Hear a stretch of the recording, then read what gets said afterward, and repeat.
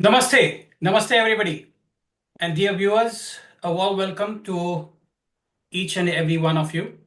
First and foremost, I want to send a huge thank you to all of you who reached out to us requesting insights into the Saturn in Pisces transit. Your enthusiasm and curiosity truly lit up our astrological world. And we are so grateful to be on this journey with you. And yes, you heard it right. Pi team is back. We don't just meet on regular days. We meet when our sessions are based on lunar calendar and we wait for the perfect moment, which of course just so happened to be around a blood moon. You know it. It is all about timing, right? Okay, so sit back, relax, and join us as we dive deep into this mysteries of Saturn and Pisces. We'll add a little bit of cosmic humor, some mantras, some anecdotes, some stories, and a lot of wisdom all along. Okay, so let's start with a prayer. Let me invite Eve G to start with a prayer. Thank you. Thank you, everybody, for joining in the Pi team. Thank you, Dr. Pai. Om Shri Gurubhyo Namaha. Om Gang Ganapataye Namaha. Om Pram Pring Pram Sah Shanishcharaya Namaha. Neelanjana Samabhasam Raviputram Yamagrajam Chayamartanda Sambhutam Tam Namami Shaneescharam. Om Sham Shaneescharaya Namaha. Om Namah Shivaya.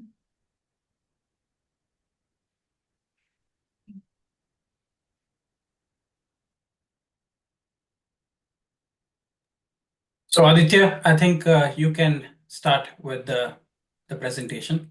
Yes, great. Let me start with sharing my slides here. I think you can see my slides, right?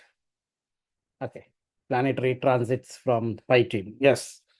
Great. 2025 year. Great year to start with. We already have great things happening everywhere around the world. So welcome to 2025. 2 plus 0 plus 2 plus 5, which is what? 9, planet Mars. Great. Awesome. We all know what's happening around the world, and it looks like definitely a very important era for humankind. It's 2025, so it's a number 9, and so 9 is a very important number because it completes that cycle, 0 to 9, and then a fresh cycle starts. Next year will be 2026, which will be adding all the digits will be 1. So it's almost, we are at. Of course, there are many big cycles, small cycles, sub-cycles, sub-cycles, but I can surely say that there may be a start of a new cycle. And already we have seen so many things happening, right? From fire in California to earthquakes happening, planes are falling, political drama, war drama, all those. So what planetary transits has to do? And let me share some dates of different planets happening. The first thing is we are already in March 29, 2025. Before this too, tomorrow is what? March 13, 14. Before that, even I should not use this slide. Even before that, March 14, we will have a full moon, blood red moon, as what they call. So we have an eclipse tomorrow. Remember, in India, this is a time to celebrate Holi. And eclipse is happening where? In which nakshatra? Any thoughts? Any ideas? I think Uttara Falguni. Uttara Right? Falguni. Uttara Falguni. Correct. Uttara Falguni. What sign? Uttara Falguni is what Leo sign? sign. Leo Leo and Virgo. Virgo. Uttara Falguni is for what? I think Kanya. Kanya. Nakshatra is for? Uttara Falguni stands for? What all themes of Uttara Falguni? Marriage, contracts, union. Marriage, that. contracts, union, everywhere. War Mentorship. contracts are happening, all contract. What are we dealing with right now? All contracts theme. People are, I don't know what is all contract. That's what is happening. You see, the Zelensky and Trump meeting last week. You see Russia thing going on. It's all contract themes happening. The war with the China. He says, what is China? Export, import, all that export, import, all Kanya Rashi themes, already we have started seeing all those. So great year, definitely. And then after this eclipse, you are going to have this nice conglomeration or conjunction of all this 1, 2, 3. Forget about Neptune if you don't count, but 4, 5, 6 planets coming. Nice 6 planets in which sign? Pisces sign again. Okay, again, that means Virgo Pisces axis. Of course, when everything is in Pisces, they all aspect Virgo too. So Virgo Pisces axis, there will be like what, six planets there affecting this. So remember, so that will be a great, people with Pisces sign will experience some. Of course, when I say that all these transit videos, when we say take it with a grain of salt, it depends upon your chart, depends upon your Madasha, depends upon your conditions, depends upon so many factors. So do not get fear. It's not a video for making fear or something. We are just saying that major overall themes. Okay, disclaimer for all the sessions. I can say that. So do not take it literally. Let this already fear has started for Pisces sign from few months back. Oh, there are so many signs, and Pisces, poor Pisces fellows are already in great tension. Anyway, but again, definitely, and whenever you have such cluster of planets, we do see some important themes, and we have already seen those themes around the world, no doubt. But as an astrologer, we should not be surprised. Okay, all Purva Bhadrapada, Uttara Bhadrapada, Rashi signs, Nakshatras are being affected here. And Ketu, Mr. Ketu, Dr. Ketu is in Uttara Falguni here. And all other doctors are in Pisces sign here doing some surgery. Don't take surgery means not real surgery, okay? Anyway. Okay, what are the transits? What are the planetary transits going to happen this year? We have so we will be focusing on Jupiter, Saturn, and Rahu Ketu. So Jupiter transit on May 14, 2025. Jupiter is moving in the Gemini sign. October 18, 22. So it is going. See, remember, Jupiter is very fast from May 18 to October 18th. So that means only in 5 months, May 14 to October 18th. First 5 months, it is crossing the entire sign. It's crossing the entire sign on October 18, 2025. Jupiter enters in the Cancer sign, the beginning of Cancer, and then it starts to retrograde on November 11th. It starts to retrograde on November 11th, and it will again come back. I did not wrote the year what sign it will come back in the sign of Gemini again, and till March 26 it will be retrograde. So for a few time it is going to remain in the Cancer sign, probably October 18th to maybe somewhere in November end or December. I don't know that exact date, but something around that. People can check it and let me know. It is going to be in the Cancer sign, but most of the time it is in the Gemini sign. So that's what Jupiter is going to do. Very fast. October 18, moving in Cancer, and then retrograde on November 11th. And then it will take some time in Cancer, and then it will come back to Gemini. That's what dance of Dr. Jupiter is going to be.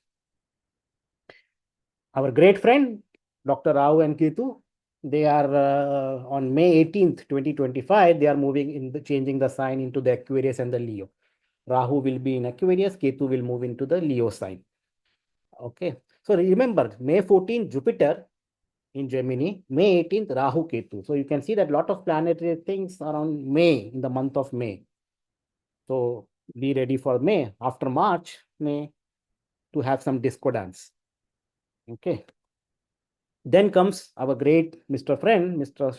Saturn Shani Maharaj, which is on March 29, 30. That is this around end of this month.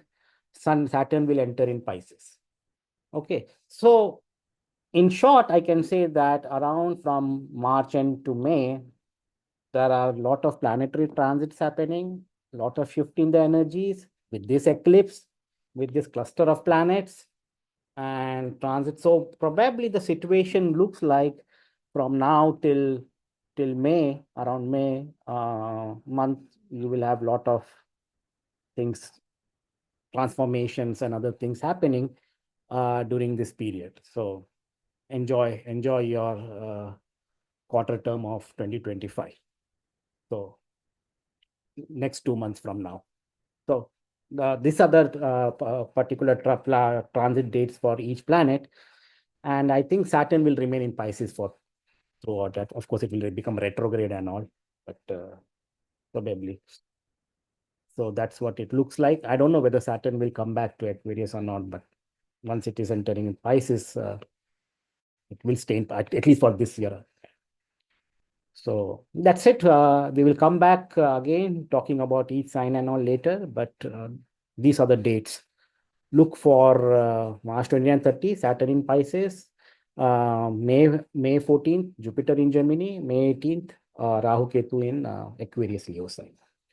Blood red moon tomorrow with Holi, the festival Holi, not English Holi, but the Hindi Holi festival. Tomorrow is the eclipse, and then cluster of planets in Pisces sign around March 29th. So these are the great things to see in the sky and enjoy and eat laddus.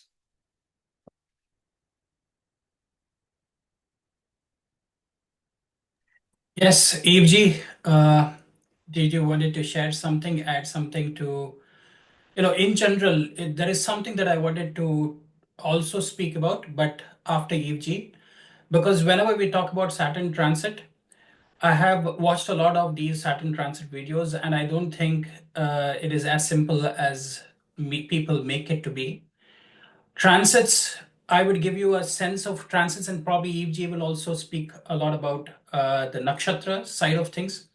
Now, whenever you look at transits of Saturn, you will see Saturn will only transit through 4 nakshatras whenever it is entering. So you will observe that there are 2 Trimurti nakshatras whenever it is changing signs, which is the nakshatra of Sun and Jupiter.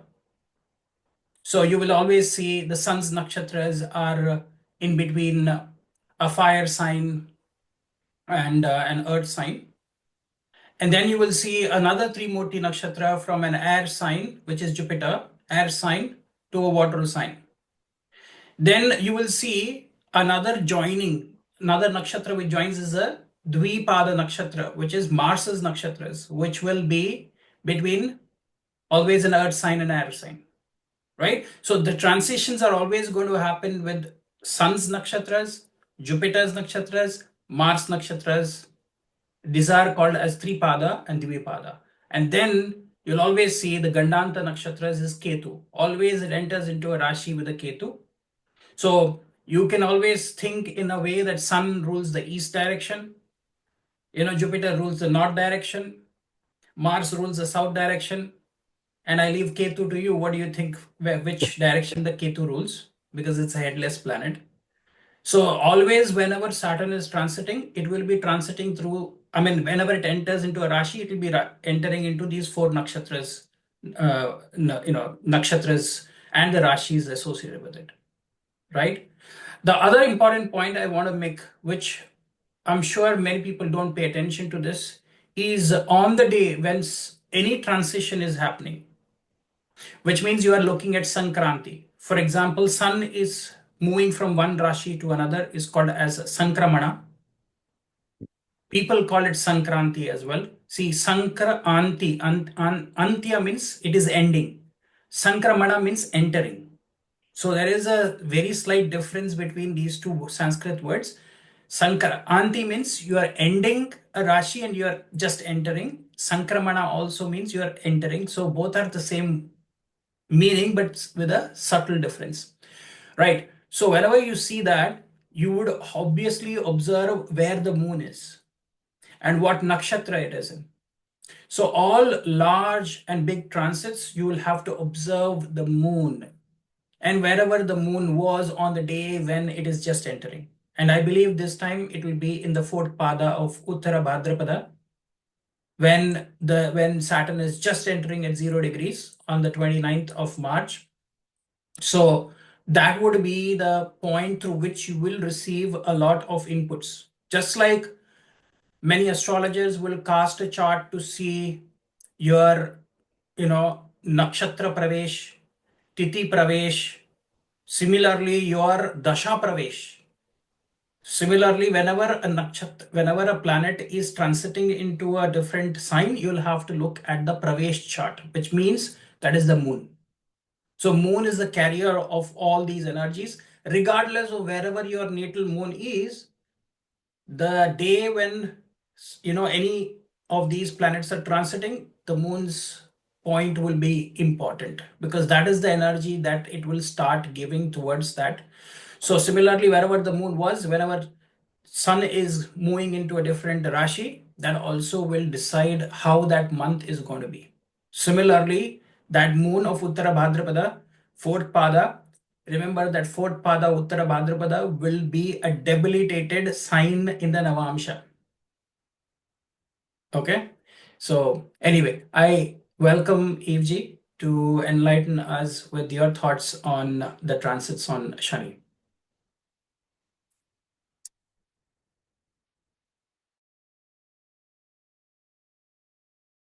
I think UG, you're on mute. Of course I am. Okay, let me just open up the PDF, guys. Okay. So Dr. Pai, thank you for that little thing that helped me enter this topic. And I want to preface this first with the fact that this is a very intricate study. Transits is an intricate study. It can't be done lazily or sloppily. It has to be done in a detailed way. So what I mean by that is that each person's going to have a completely different chart. Different muhurts are going to be good for one person and not good for another. Different tithis are going to be good for one person and not for another. Even different horas will be good for one person and not another. And you will find that some people digest whatever we're referring to as malefic energy, which is the real word for that is krura. English should never try to replace Sanskrit, not the same meaning. I can see why someone is saying malefic, but let me give you an example. Surya is krura. He's a malefic. He is bones in medical astrology. Think about how tough and sturdy the bones are. They're hard. They're not soft. They're not like putty. They give you structure. And what do we say when you feel someone doesn't have character or when you feel someone's behaving in cowardice? We say, have a backbone. So malefic grahas, actually, some people do very well under these so-called transits, and you can't actually tell by surface things like rashis. You have to go deeper. Nakshatras help us. So the main thing I want to highlight is that even what I'm showing, even though it's a little bit more detailed, it's not detailed enough to predict for you. It would take your chart. And Uttara Bhadrapada may be an excellent nakshatra for me, and it might not be for you. Same goes, Purva Bhadrapada, Pada 2 might be good for me, Pada 3 might be good for you, based on the tattva. Okay, guys, so Om Sham Shanesvaraya Namaha. Let's take a look at the first few movements of Shani. Now, Dr. Paiji, you were very close with Uttara Bhadrapada moon, but to be exact, to be precise, the time that Shani enters the fourth pada Purva Bhadrapada, which is Pisces, from the third pada, right? The moon has moved to first pada Revati. First pada, okay, correct. So I'm going to be really precise here, guys, but it doesn't mean that this is going to be good for everyone or bad for everyone. So I'm just going to say a few things. So we have Jala Tattva. We have the fourth pada of Brahma Trimurti Nakshatra, which will always be in Cancer, in Karak Navamsh. So we have Shani entering into Jala Tattva, and we have Chandra in the Agni Tattva of Shiva Trimurti, which will always be Dhanu. Now, the Trimurtis, the way you would use them is that whatever the Trimurti agrees on, Brahma and Shiva, that is more likely to happen than what they disagree on. Human beings are, I find that a lot of us in Jyotish are constantly focusing on, oh my God, there's going to be war. Can you please tell me when there's a time without war? Should we even waste our time with that? So let's get really specific here. There's never a time human beings aren't at war. Someone's keeping us in perpetual war, the greed, the this, the that. So let's go a little more specific. So Togi, one of the most intuitive things you did, and I found it amazing, and even Dr. Pai addressing the moon, you both just did something so beautiful. So Togi, we're calling them doctors. We're going to be experiencing the medical trinity get triggered over and again. And what's the medical trinity? Revati, Ashwini, Bharani. Now, Saturn's not going to go into them, but the moon happens to add this flavor. So we're going to have this Revati, the emergency room, Ashwini, the doctor, Bharani, the final breath. Apa Bharani Shakti, taking you away from the body. Now, this is not scary. Okay, I'm going to explain why, because this is extraordinarily merciful for endings. When you know you need to get out of a situation, this is going to give you the power to do so. So depending on your chart, it is excellent. The Shani in Pisces is excellent for endings. And I'm going to explain why, okay? I'm going to go a little deeper into this. So Togi was calling them doctors, and he was also highlighting everything that's happening in Pisces. Now, Togi-ji, I think you know this, Pisces is one of the only Rashis that has a Akash. So we have the Graha Shani, who is the carrier of Vayu, entering Akash Tattva with a huge cluster. Now, those of you who attended, if you're watching this and you attended my Mangal workshop, one of the most common things with huge clusters of planets is weather systems, and especially in Meena Rashi and Kanya Rashi. Big abnormal weather systems. I even showed about 20 charts of hurricanes.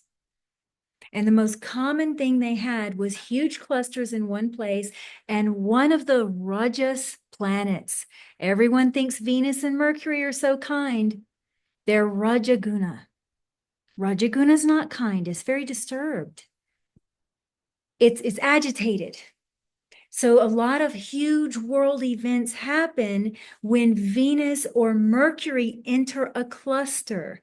And everyone's so focused on these poor malefics, we are actually missing the big exclamation point that happens with the fast-moving planets. Moon, Mercury, Venus, the two Rajas guys and the changeable guy. The moon is governing life, is Janmakaraka. And Jaimini Rishi says nothing can happen without the moon. So Dr. Paiji's intuition here of highlighting the moon is so important because the moon does need to consider when these transits change.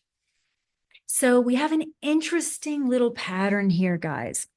We have each one of the Sattva Guna Grahas are governing two opposite Guna Grahas. So we have, for an example, we have Surya with his two arms, Mercury and Venus, Shukra and Budh. They can never be in opposition to him. The two Rajas planets are handled by Surya. The two Chaya Grahas, which deal with the Pitris, the ancestors in the disembodied state, we have Chandra Graha governing Rahu and Ketu. Okay, and they're literally calculated from Chandra, right? We calculate them from Chandra. Chandra's the ghost world and rebirth, no doubt. So that's why we say our ancestors are there. And Chandra is governing us Rahu and Ketu. Now, for Shani, who's out there with Shani and Mangal, the two tamas, the physical tamas grahas? See, we have the two tamas grahas that are disembodied. Then we have the other two tamas grahas that have a physical form. We have Guru. We have Guru, the last Sattva Guna Graha. Sattva Guna, just think, is clarity. If you're in Rajas and Tamas, you need a boss. You need a boss because you're out of control. meaning Rajas is agitated by passion. Tamas is different. I don't want to get into that because we vilify these energies. But we have Guru out there with the two embodied tamas grahas. Now, tamas means what in this case? If we're just looking at world events, physical events, not just mental. That's what it means. Tamas in Sankhya philosophy, actually, the Pancha Mahabhutas are under tamas. Your physical body is in a state of inertia. It's solidified, its energy solidified into material. The embodiment is tamas, actually. The physical elements, the Pancha Mahabhutas, they are technically under the pure version of tamas. So what do we have here? We have inadvertently, anytime there's a huge transit of Shani or Mangal, we have its guru. We have this guru element that can make its presence known in a very subtle way. Okay, what do we need a physical guru for? Isn't guru the physical guru? Don't we use guru as the karaka of the physical guru? What needs the physical guru? Us, our karma. Shani is karma karaka, and our deha, all the impulses of our body, which comes through the Mangal. Mangal's actually called deha karaka or sharira karaka. So we're getting Shani, this guy that we are calling the karma karaka, and everyone's so afraid of, Chaya Putra. We're getting him moving into a Rashi of Guru. Okay, we're having him go into one of the only Rashis that is governed by Akash or has Akash Tattva, and he's Vayu Tattva. Shani carries Vayu. So now this is interesting because all of the nakshatras within Meena Rashi also carry Akash. So we have a tremendous amount of focus on Vayu and Akash. People say space. Akash Tattva might also be sound or vibration. It's very hard to know what's really meant by Akash Tattva. But here we have the extra boost with the possibility of elemental things like storms, and we've talked about this before in the Pai team, like some of the plane crashes, things. These are the scary side of it, but there's a lot with Akash that should be considered, even space travel, discoveries in space, things of that nature. Now, the Trimurtis, I'm going back around to my original little thing. The Trimurtis, they are more likely to agree than disagree, even if they seem opposite. Just like a planet's conjunct, nature finds a way to adapt. So sometimes when we're thinking in terms of conflict and enemies, we're missing what the real fruit of the karma will be. Most things in nature adapt, not reject. They'll adapt to their environment. And this happens in this case. So if you get Brahma Trimurti with Shiva Trimurti, one of the immediate things they're going to agree on is spontaneity, impulse. If you threw Vishnu Trimurti in here, it would change. Vishnu Trimurti doesn't agree with spontaneity or impulse. It's cautious, it's patient. So the two things, one thing big time that Brahma and Shiva will agree on is impulse or spontaneity. So we should mark that at the entrance of Shani into the fourth pada, Purva Bhadrapada, which is going to be Meena Rashi, we're going to have a moon in Shiva Trimurti just moving over almost with him at the exact same. I mean, the moon moves first and then he moves right after. All right. So I've got some dates marked here for all of you that can just let you know when he goes into a new pada of each nakshatra.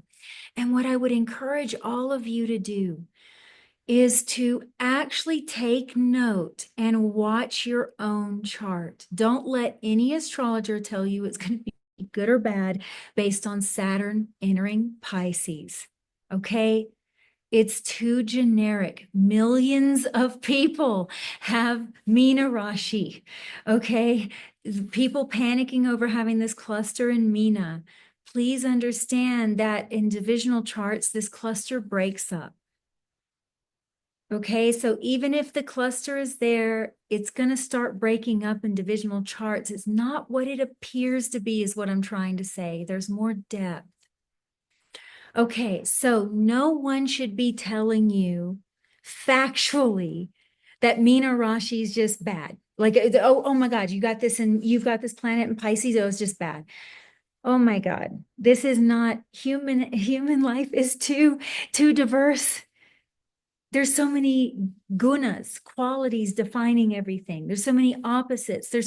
There's some people that can digest poison and other people, a medicine becomes poison for them. Some people, even healthy food becomes poison for them. Yet we're sitting here saying, oh, benefic, benefic, benefic. So don't think like that. Watch this. This is the main reason I wanted to give these dates, is for you guys to apply what you're learning. Because I want you to watch your own chart. How does Shani entering Karak Navamsha do for you? And moreover, how does Shani, oh, I wrote Purva Uttara. I'm sorry, guys, as a typo. I think it might have corrected me, but I might have done it. Okay. Purva Bhadrapada. Should be Purva Bhadrapada. Ignore this. So please correct that. Sorry, guys. Okay. And I have over here on this side just the Devatas and the Tithi of entrance. That too, I want you all to start watching it. And I want you to start using this logic that if Brahma and Shiva agree on spontaneity or impulse or something happening all of a sudden, then more likely this is going to be the case. It can be good, it can be bad, it can be anything. Okay, so we can guess, we can start going into, see, Purva Bhadrapada has a lot to do with lineage, ancestors. It's the fire that burns the dead body. It's the Agni, the one-legged goat, that burns the body at death. It's still a Brahma Trimurti Nakshatra, because anything dealing with ancestry, lineages, rebirth, even the world of ghosts is under Brahma, because they're going to be reborn. Shiva he's the lord of pretas and bhutas and all, because he sets them free. Not because of any other reason. Shiva's key word is freedom. Freedom. He's fearless. Freedom. So of course he can deal with bhutas and pretas. But the Brahma Trimurti actually deals with the world of the ancestors. So guys, I want to also talk about a spiritual meaning of this. Any of you that are serious about your spiritual life, this entrance of Shani into Meena and even all of these eclipses building up, this is such a sacred time. For any of rituals, and I know some people, now eclipses have a bad rep, but truthfully, if you commence something on an eclipse, it is not that bad if it is a spiritual sankalp. Eclipses actually expose things. They go back in history, they expose things. Go back in your life, they expose things. So what better thing to have exposed than your inner journey, meaning somehow something can boost your insight. I won't talk about that more, but you shouldn't go and like take an eclipse as being totally kind. It's still considered a krura energy. But so is Surya. Surya is krura. Our bones are hard and cruel, meaning if you break a bone, it will go through your skin. So please don't think Shani is muscle tissue. So we have to think about what muscle is: tolerance, patience, forbearance for the body, stamina. Why is Shani Ayush Karaka? So we've got a big medical theme here, guys, even with the Ketu and Virgo or Kanya. So you've got an actually interesting medical theme going on, truthfully. And I'm veering on the edge of not talking about that too much because I don't know your personal chart.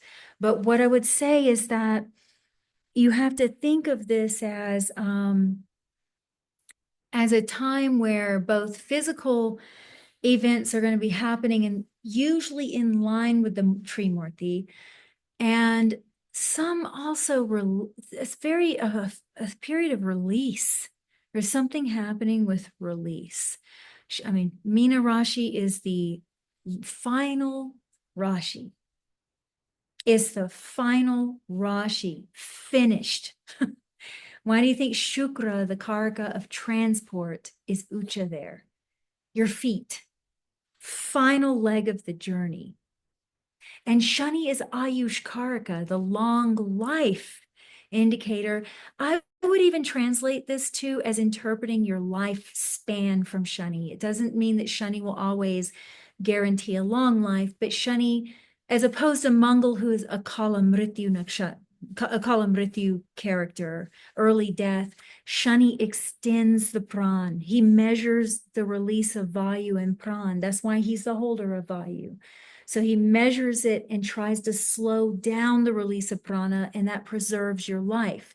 That's why in Vimshotri Dasha, he is part of the Vishnu Trimurti Trinity, is he prolongs, preserves, slows down. A yogi tries to slow their heart, slow their breathing. You will not find a yogic text with them telling you to go run 5 miles in the sun. You will find yogic texts that say the opposite.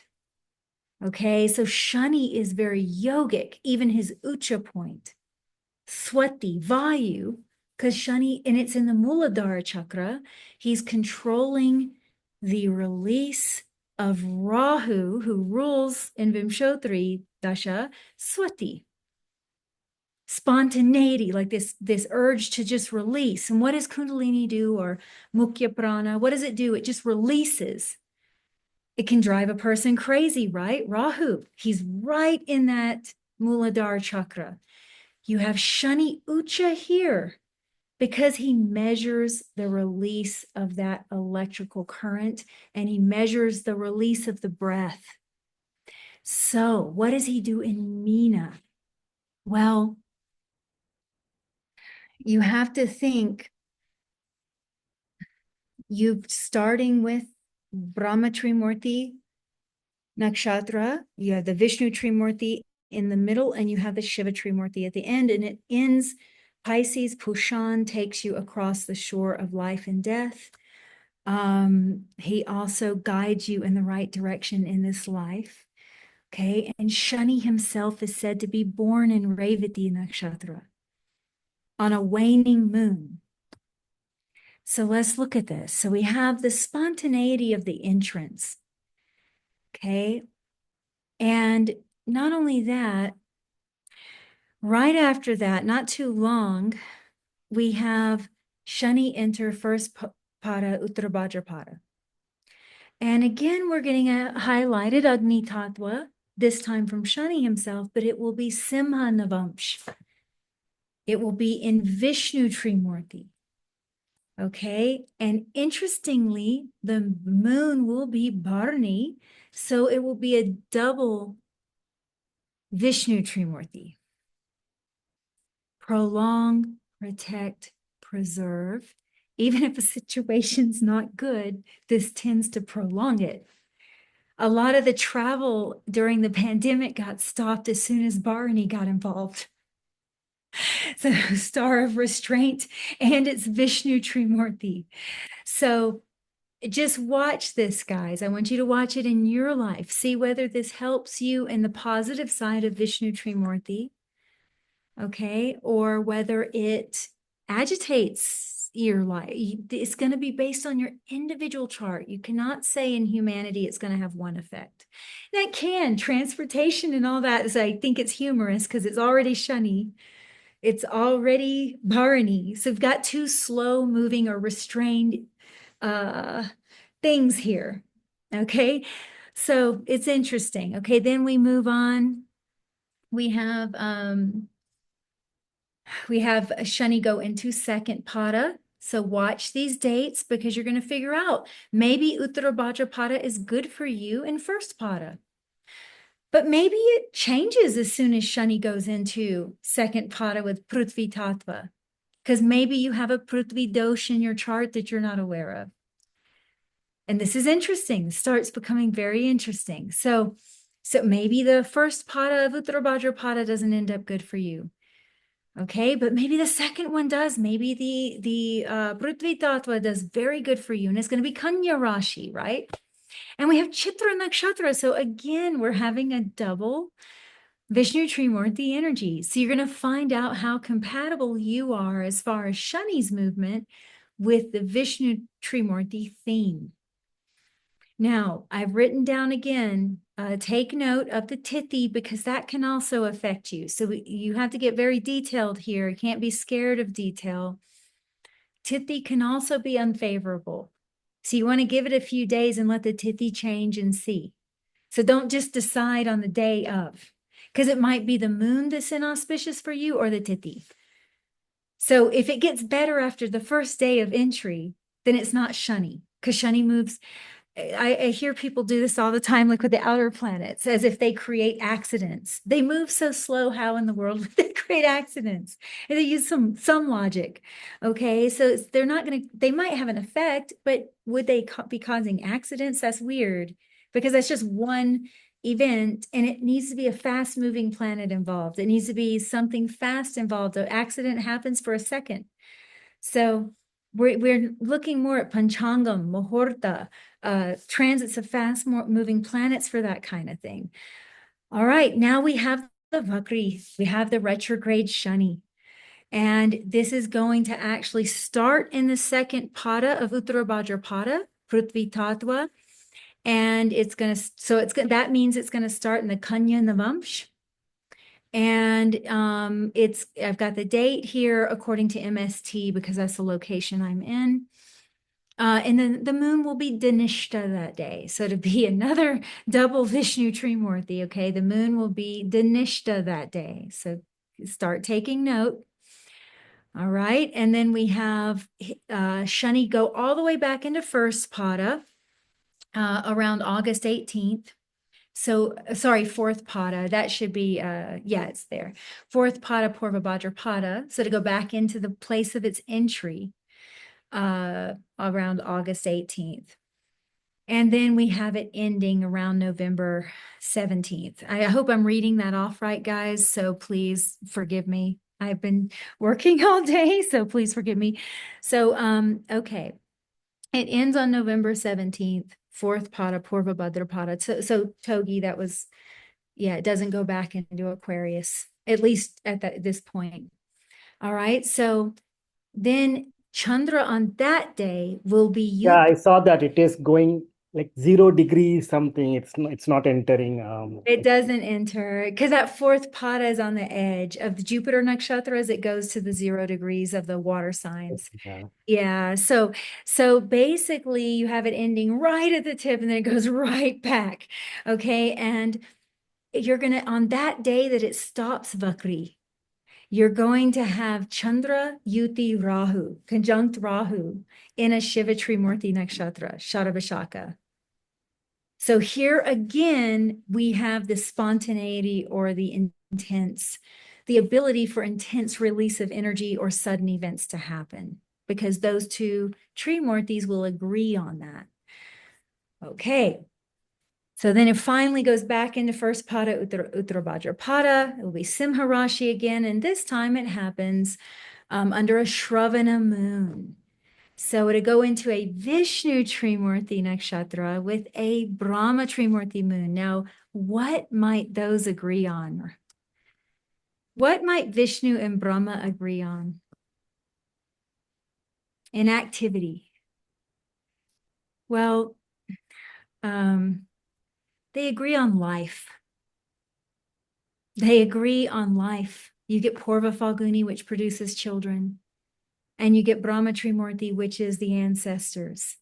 You know, a lot of the rebirth nakshatras, interestingly, are in Vishnu, like Bharani, you know, like this. So they actually agree on birth because Vishnu's preserving the population and Brahma is increasing it. See, Vishnu seems to preserve, prolong, protect. Brahma likes to grow things, even a cancer cell, guys. Okay, even a cancer cell. Please don't think growth is always good. Growth can be a mixed factor. Some things you don't want to grow, other things you want to grow. But either way, Brahma likes to grow things. He likes to inspire. He likes to motivate. He's Vaksiddhi. He likes to preach, teach, you know, all those things. He likes music, all this. So you can think of Brahma, but he really likes growth. He really likes to build something. And then Vishnu's job is he sustains it. So they're both going to agree on life. Okay. And they're not going to agree on patience, actually. Brahma Trimurti is not known for that. So you had to take that away and you're, okay, they're both going to agree on life. This is fascinating because it could lead to various forms of diagnosis because something is growing out of control. It could lead to someone actually having an increase in their bank account. It could be multiple material things, but it could also be in your spiritual life, also a good time for ritual, actually. Because actually Vishnu and Brahma will agree on that. Shiva's anti-ritual. Even though there's rituals to Shiva, the guy is sitting outside naked, covered in ash with snakes. You know, it's actually, Vishnu is only born to protect Dharma. Vishnu is only born to protect Dharma, and Brahma gives the laws of Dharma. So, see, they're going to agree on Dharma as well. So this is an interesting time for ritual and initiations and things like that. It's an interesting, if you want the spiritual energy to grow, something of this sort, or you want this certain thing to grow in your life. Okay, so, but still watch whether it's good for you. This is the tricky thing, because for one person it might be great, another person might not be. So then we get Shani going back into Virgo. We have another Brahma Trimurti moon. And this time, both of these times, we have a huge cluster of planets in Capricorn. So the first one, when Shani goes back into Uttara Bhadrapada, strangely, we have a huge cluster collecting in his Rashi of Capricorn. So just keep that in mind. And we have a huge cluster collecting in Kumbha during this time, when he enters second pada.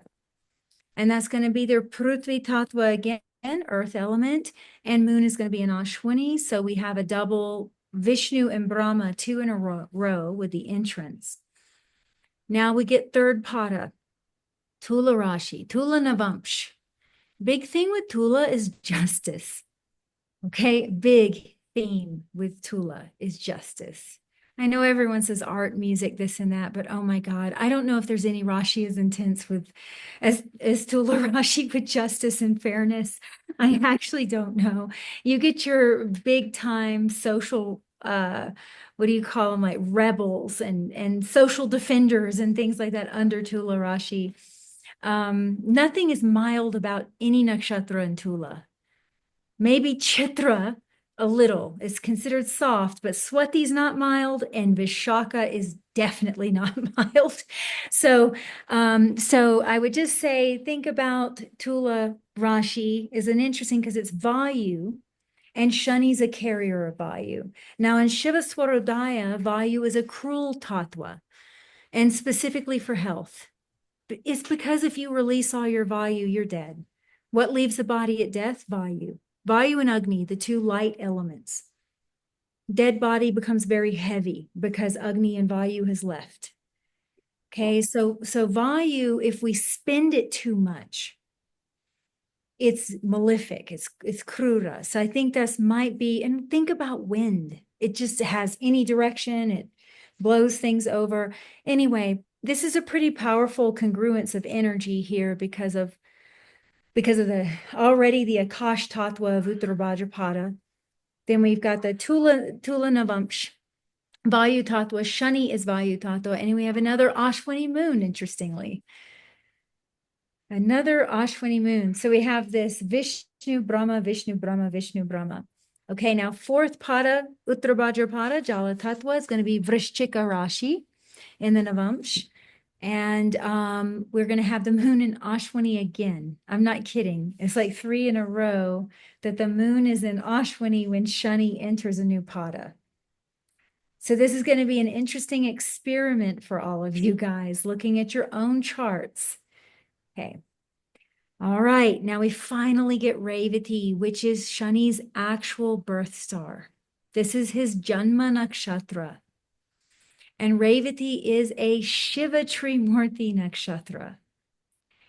Okay, so Shiva Trimurti Nakshatra key theme is Neti Neti, meaning truth. I want truth at any cost. Why do you think all the Surya Nakshatras get a reputation for debate? They all do it. Kritika, Uttarashada, Uttarafalguni. Why do you think they're so meticulous about details and truth? This is Surya's nature, is to burn up everything but the truth. Okay, then we have Rahu. Why is he in Shiva Trimurti? Rahu is Mahaviryam. He has no fear of death. And that's one of the qualities you have to seek absolute truth. This is what Mahadev did himself, no fear. Rahu is the most fearless planet, a graha. Not lustful, not this. I don't know where people even came up with that because he wasn't swayed by Mohini. He was actually overly brave. He went in front of Vishnu in a disguise. I mean, he's overly brave, like your spies and your, people that get assassinated for speaking too much truth. Rahu also sits on the tongue. Think about all these people that get shot for speaking the truth, assassinated. What happens to Rahu? He's assassinated. It's one of the first assassination stories, really, we come across is the Samudra Manthan. He's assassinated. He's literally beheaded. So Shiva Trimurti is a fearlessness, the search for truth, and then Budh, Togi, think about this. If you are enjoying something like intimacy with a person or food, and you start thinking, why am I doing this? Who's doing it? Why am I doing it for? It ruins the romance. Brahma Trimurti is dead. No babies will get made. Okay. It will kill. True. Good for the world.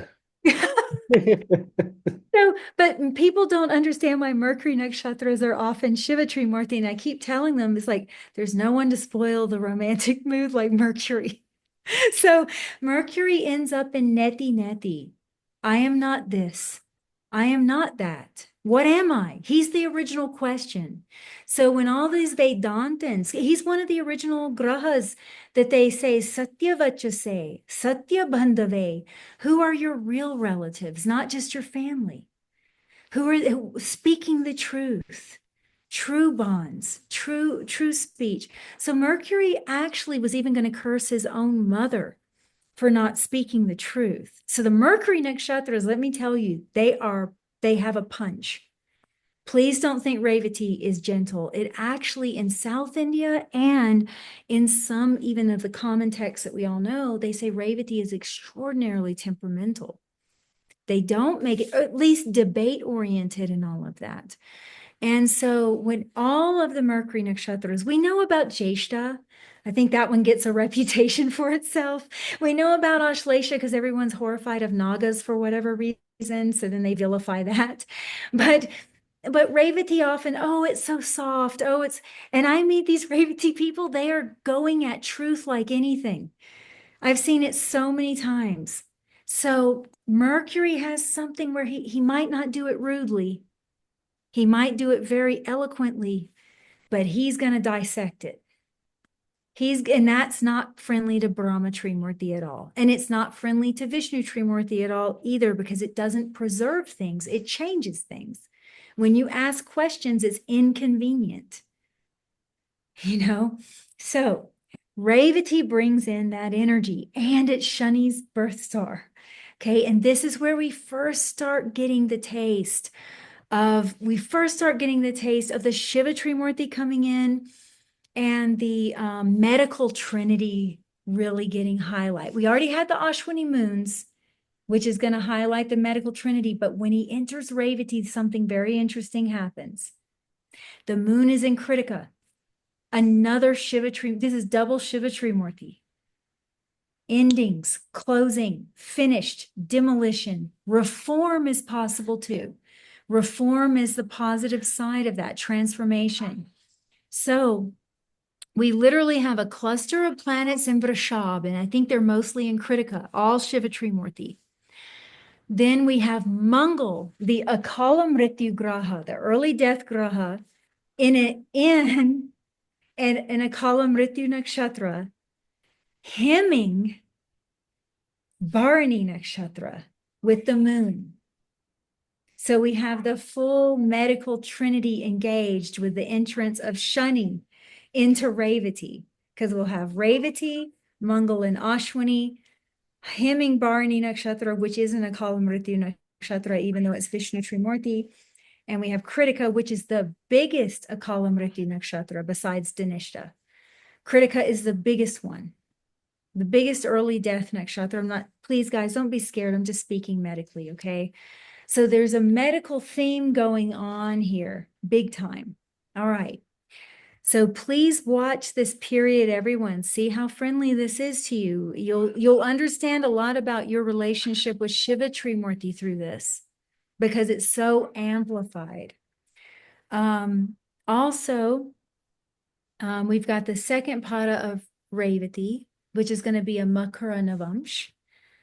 And that's going to be, of course, naturally Saturn's own sign, Prithvi Tattva, still in Shiva Trimurti. Makara is the earth sign of Shiva Trimurti.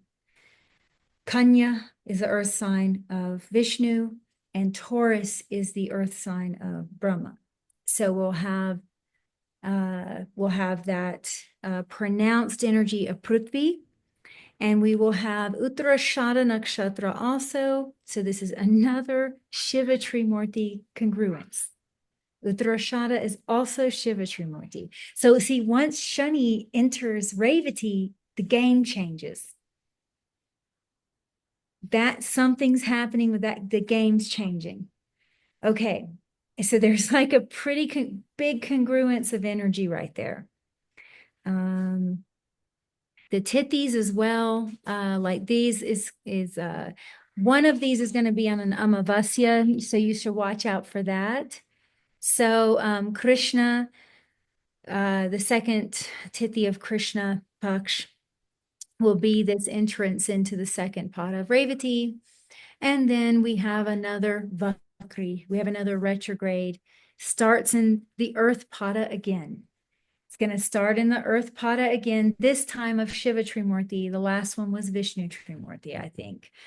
So we're going to have a second Vakri happening in a Prithvi Tattva. And we're going to have Mula Nakshatra, which is a Brahma Trimurti moon. So once again, they're going to agree on spontaneity.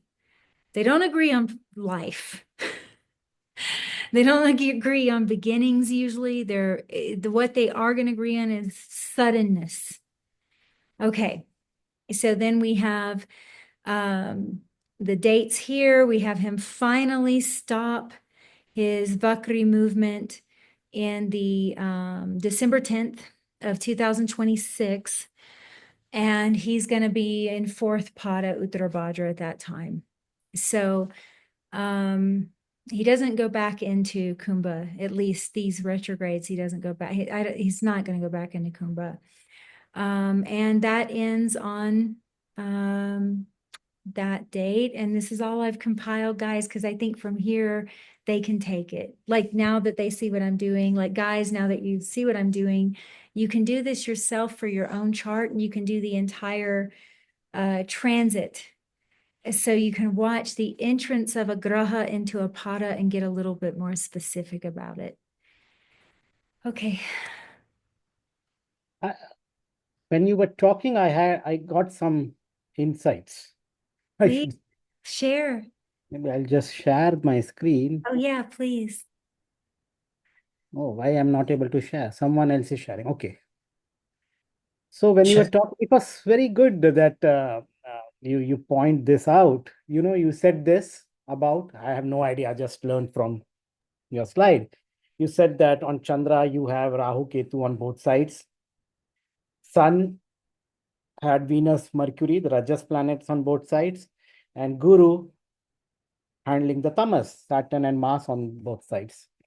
And I was thinking, out of all the three murtis, let's say Chandra, which three murti which you can associate with? Chandra Shekhara, when we say, Chandra Shekhara, It's Brahma Trimurti. Chandra Shekhara, Brahma Trimurti. But I was just, for this purpose, I was just thinking loud. I can put this, Chandra, Shiva, something like that. And I will show you what it goes. Interesting. Sun, maybe Aditya, Vishnu, and Guru, it was Brahma, because he said and when I was putting this slide exactly at this one, I just made this when you were talking. It was like you were saying Brahma is Guru. He teaches, he grows, he's like, He and likes exactly. growth. I was Yeah. thinking about their concerts, Shiva's concerts, Kali, Shakti, Rahu, Ketu, which That's so planet? good to Togi, can we just say for the students learning, let's not Yeah, confuse them. yeah, no, no, Quick, let me just say, guys, what we're using with the Trimurti with nakshatras is something totally different totally different. than what Togi Ji is talking about. Some people might have caught that, but there might be beginners that get confused. So Chandra, Guru, and Ketu for Trimurti activity, not the Devata. He's doing something. I already see what he's doing, and it's actually profound.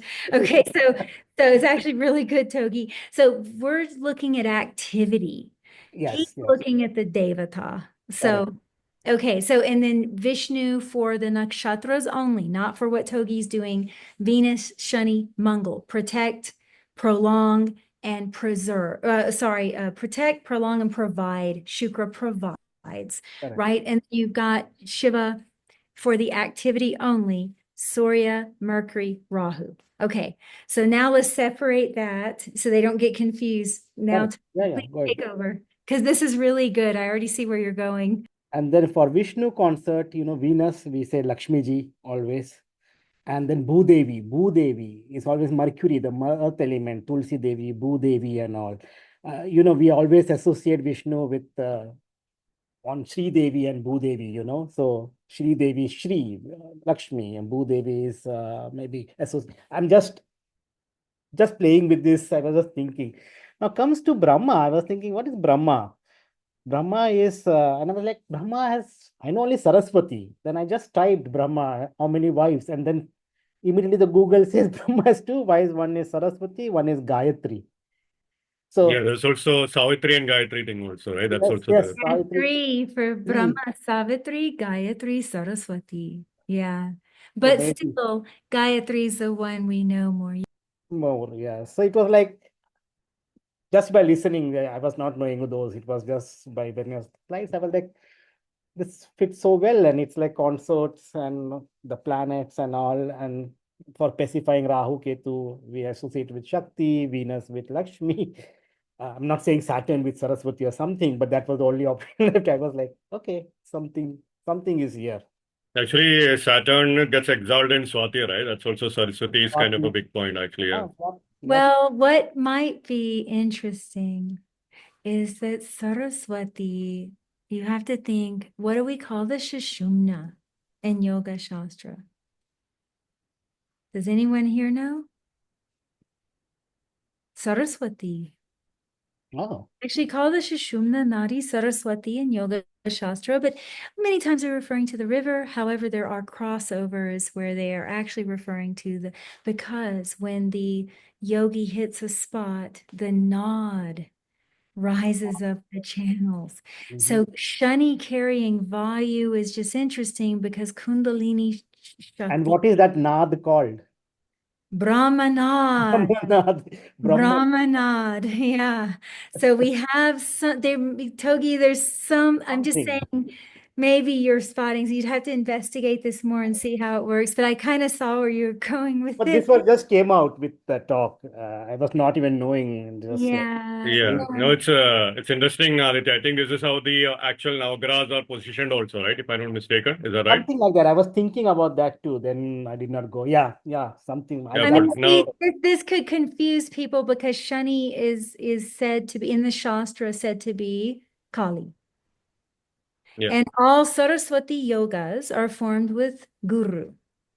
So see, we had to be careful with these kind of things because it can turn on to fractals on crack, and then no one knows what anyone's talking about. But it's a jigsaw puzzle. yeah, there could be Correct. something to this. Like, see, the Vedic culture, like the rishis were like this. Actually, you would almost think they were contradicting themselves. And what you would end up realizing by further study is that they were using one thing very specifically for a specific purpose. Like a certain parampara might say, moon is rajas. That actually exists. Then the most of the paramparas say that moon is sattva. And then they go, oh, which one's right? Maybe both. Because the quality that they're highlighting and what they're teaching their students is actually relative to Chandra being related to Rajas. I mean, Chandra is Vaishya. Yeah, So, so just to add to that, UG, so different paramparas will have their own devatas. Their own devatas could carry more focus on yeah. specific energy. So correspondingly, one parampara, Chandra is Sattva, and the parampara Chandra can equally be Rajas based on main devata they are doing. So the main devata could be like having that energy, which could be embodying that, which is great. Great point. Aditya, the thing is that could you show that slide just quickly? Just it's very interesting. Just want to highlight one thing there. So you did have that Shiva, progression of Shiva, Vishnu to Brahma. But very fascinating, of course, is that,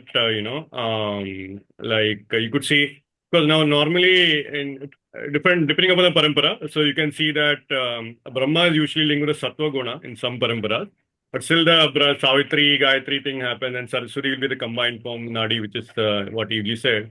Vishnu, of course, has the Shri Devi, Bhudevi thing, so he's more handling Rajoguna kind of thing. And then Shiva is basically handling Tamoguna, Raya Kali and Parvati kind of thing. So which is also interesting actually.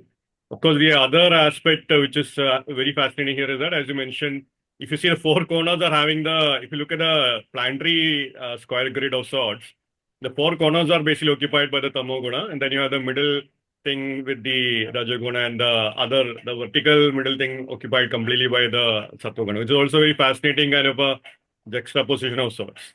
And of course, the other fundamental thing also is that how you have the sun in the center actually, which is very fascinating. So it's like you have, and of course the Shani, Venus, Rahu on one side, Mars, Ketu, Mercury on other side, or which is also interesting. And the other very interesting aspect is also how you have, of course, Chandrasekhara was what you said, moon being linked with Rahu and Ketu.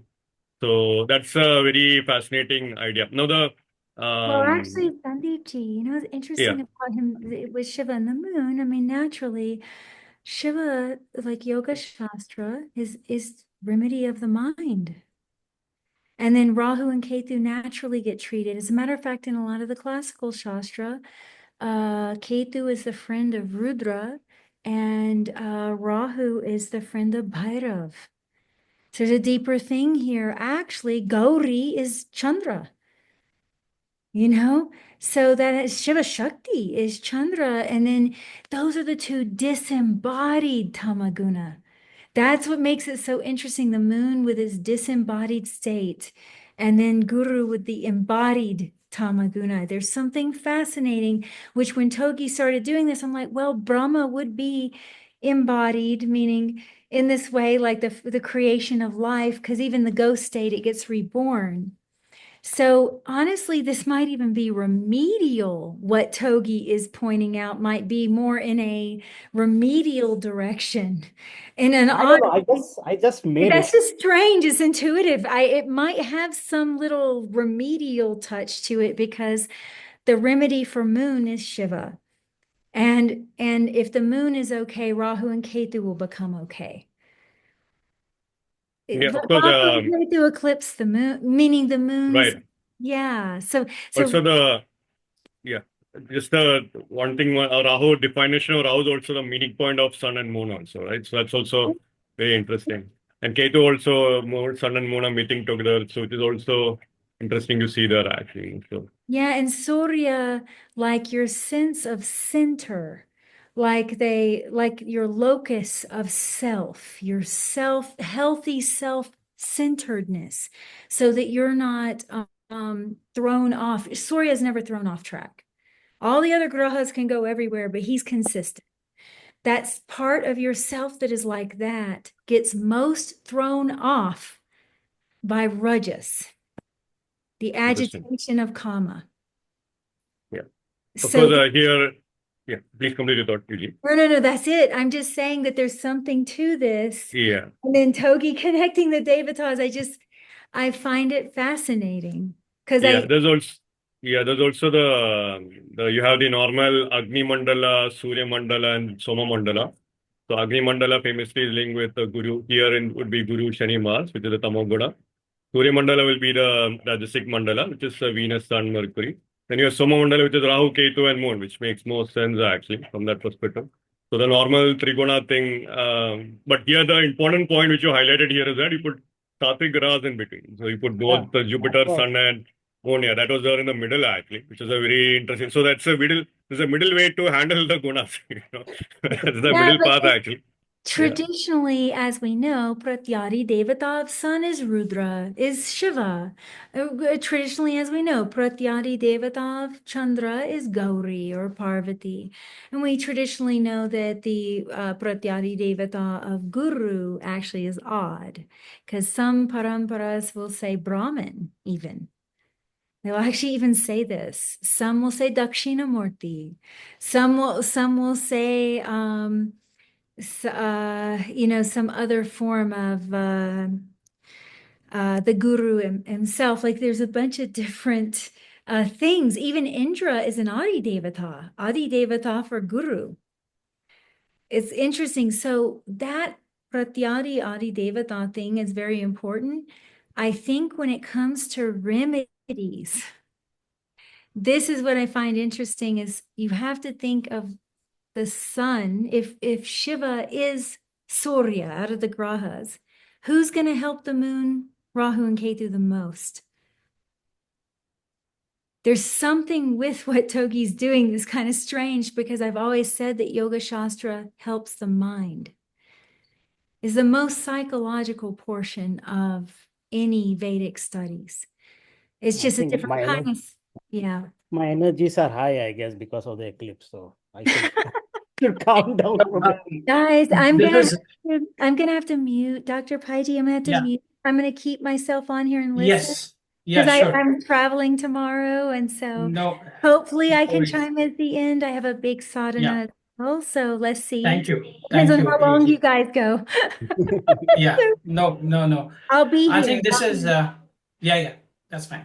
I think there is something that you have uncovered here, Aditya, because you know what, I was looking at this what you have put here. It makes more sense to me because if you look at even the Kumbh Mela happens because of the three planets in between, which is it is the Guru who actually decides the Kumbh Mela when it happens. Sun decides the month when it happens, and Chandra decides the important days during the Kumbh Mela. So it was the three planets which really okay. That's one thing. Secondly, you see all the important holy dips are with the Sun and Chandra play the main important role for because they are the main players for creating the tithis, the Chandra and the Surya. Then you will also see that what Eve was mentioning about Saraswati being the Sushumna Nadi. So this is exactly what happened in the Mahakumbh, is because Saraswati river is the invisible one, which is the Sushumna. Ganga is the Pingala Nadi, which is the Surya Nadi, the solar channel in the yogic parlance. And Yamuna is the Chandra Nadi, which is the Ida Nadi. So that's why you see Ganga associated with Sri Rama, because that's where he took his final samadhi, which is Sarayu River, Ganga. And Yamuna, we know the childhood plays of Sri Krishna and other things in the Yamuna River. So it is the flow of these two rivers, and then there is an invisible river which is meeting. And imagine that Guru is everybody who are the great saints who come to take the holy dip, which is jnana, which is coming there. So that Saraswati is the jnana who come to take, all the sadhus, the sons, they come, to take the holy dip. So it is the merging, which is actually what you're seeing as above, so below. So whatever you're seeing in the sky, where the sun, Chandra, and Guru are meeting, here on the earth, we are seeing that same phenomenon happen to the merger of the two rivers which are visible, and the third one, which is the invisible. That is actually the sect of gurus who come from different akhadas who come and take the holy dip. So they purify and they bring this coordination. That is one thing. Second thing that I saw from this is also, if you look in Nadi astrology, Guru Jupiter is being taken as the Lagna. So what we have is we have a Chandra Lagna and Surya Lagna we generally take. But in Nadi, we also take Guru as a Lagna. Yep. Isn't it? In the Nadi. So that is the starting point for all the charts. Either you take Chandra Lagna, you take Surya Lagna, or you take Guru Lagna. So there is no place for ascendant here. Ascendant is Guru. Your Lagna itself is Guru. So what is Lagna? Maybe this is the merger of the energies of Sun, Chandra, and Guru. And these are the players who are playing in unfolding of the events that are happening. So that is a very interesting spin that you have brought in with this Navagraha table that you have brought in. And of course, you can see here very clearly, Guru is an outer planet, but Guru is in between Mars and Saturn as an outer planet.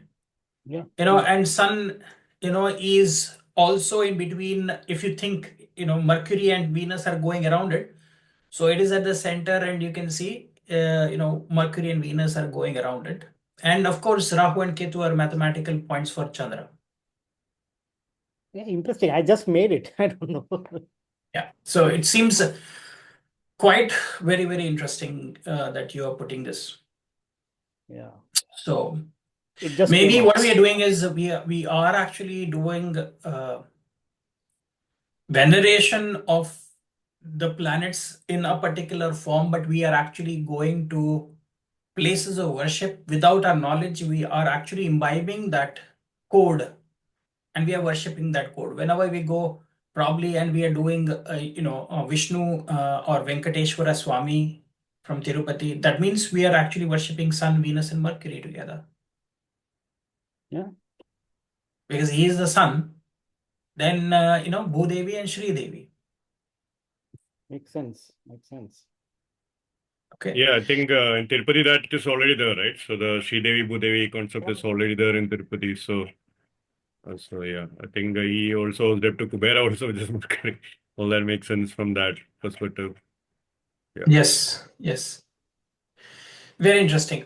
Okay. Now, before we proceed, I wanted to say Eve G got in all those slides. And I want to give a tip to people who actually want to study transits. This is probably, I don't think anybody has done any transit video to give you this level of detail. But I'll give you some tips to actually study your own charts. Now, with every Nakshatra Pada, what Eve G has done a fantastic thing. You can go back in this video when you get the recording. Go back and look whenever Saturn is entering into a different Nakshatra Pada. She's also given where the moon would be. Correct? Now, let's take an example. Example is whenever Saturn is going to enter into Purva Bhadrapada fourth pada, moon would be in Revati Nakshatra first pada. Is that correct? When Saturn is entering into 0 degrees of Purva Bhadrapada fourth pada, that is when That's correct. Revati Yeah. would. Correct. Okay. So if that is correct, then look at Revati being the from your natal moon. If Revati is going to be the third, fifth, or seventh nakshatra from your natal nakshatra, then that observe this transit for whenever Saturn is going to. So basically, what I'm trying to say is, if you look at Mercury being the center point where the moon is, so for sun-based nakshatras, all sun's nakshatras, Mercury nakshatra would be the seventh nakshatra. That's where the moon will be. For all Mars nakshatras, you will see Mercury will be the fifth nakshatra, which is Revati basically. And for Jupiter nakshatra, it becomes the third. So that means this period that she has given for which it will be transiting the fourth pada. So remember, typically what happens with the Saturn? Saturn takes 1 month per degree of the zodiac sign. Is that correct? Because it takes 2.5 years. So 2 years it has covered 24 degrees, and half year it has covered 6 more degrees, so 30 degrees. So roughly if you take it, Saturn, see what is very interesting, look at the analogy. Moon takes 30 days to form a lunar month, and Saturn covers 1 degree for in 1 month. In one solar month, which means, sorry, one lunar month, you will see Saturn going 1 degree. One solar month also you will see, which is 30 degrees it has covered, Saturn has gone 1 degree. Isn't it interesting, the correlation? Because Saturn is going 1 degree per month, Sun is going 1 degree per day. So Is that 30 something? degrees. Yeah. So 22.5 years is basically 30 months kind of thing. Exactly. Yeah. That is 30 months, 30 solar months. Yeah, that's correct. So are you getting what I'm trying to hint? So that's why you say Sun and Saturn have a link, and this is the link. They say, Sun and Saturn are like father and son. Why? Because whatever you see in the microcosm, whatever is happening, what Sun is doing, Saturn is mimicking it in the macrocosm. Or rather, you say in the longer run, it is doing the same thing. It is taking 30 months to go through one zodiac, and Sun is taking 1 month to go through the entire zodiac. So do you see the correlation? 1:30, right? So one other technique that I want to say, always look whenever you are seeing that nakshatras are different padas as they go into. Look if that transit that day for that moon for you is Ashtam Chandra. Like for example, we said for Leo moon, on 29th March, you will see it is Ashtama Chandra for you. So Ashtama Chandra is going to be difficult. That Saturn transit for that period, whenever it is going to that nakshatra, it's going to be difficult period for all Leo moon. Did you understand why I'm saying this? So, but it is not the same. But what everybody is making a mistake is they are saying the result is going to be for 2.5 years is going to be the same. How can it be the same for 2.5 years? So there are going to be 9 different entry points that are going to happen during this 2.5 years, which is 9 different padas. And Eve has beautifully put it. So you first look on that transition day, whenever it is going to move into a different nakshatra pada, observe where that moon is. and look at your natal moon. If it is, if your natal moon is 6th from that moon, which means it is 8th from your natal moon. Correct? Am I right? From that day's transit moon, if your natal moon is 6th from there, that means it's Chandra Ashtama for you that day. So that means that phase of that transition of Saturn for those 3 months and what? Can we say 20 days? 3 months, 20 days, roughly? Because 3 Yeah, degrees, 20 minutes, right? that's correct. Yeah. So that is 3 months, 20 days. So those 3 months, 20 days, watch out, those people. Use the Navatara principle and use this. I think you will get a lot of clues of what is in store for you. And then one more little tidbit I want to share with you. Remember, in this transition of Saturn through Pisces, Saturn will never be able to touch the Navamshas of Aries, Taurus, and Gemini because those Navamshas will never come. Isn't it? Because the Navamsha journey is going to start from Cancer and will end at Pisces. So it will never touch any of these. So first of all, see what planets are sitting in these Rashis in the Navamsha, which is Aries, Taurus, and Gemini. And in the D1, look which houses they are lording. Those houses you will not be touched by Shani. Those houses will not. So that's why you see certain people will rise very phenomenally, because if you remember the first term of President Trump, he was in his Sadesati, or he was in his, Dhaya. Okay. Then second, when Prime Minister Narendra Modi in 2014, when he became the, Prime Minister, he was in Sadesati. Right? So you will have to see why. Probably in his Navamsha, you might have to see there is a clue there. Or in his Dashamsha, there might be a clue there. Because that Shani might be going through such transits that it is not going to impact them and it can give you a rise. So you don't have to really think that it is doomsday if you think about Shani's transit through Pisces. And everybody wants to come to these, discussions to actually find out how this transit will be. And you see, if you have gone and seen already 10-20 videos, there is nothing different that we will be offering if it is Rashi based analysis.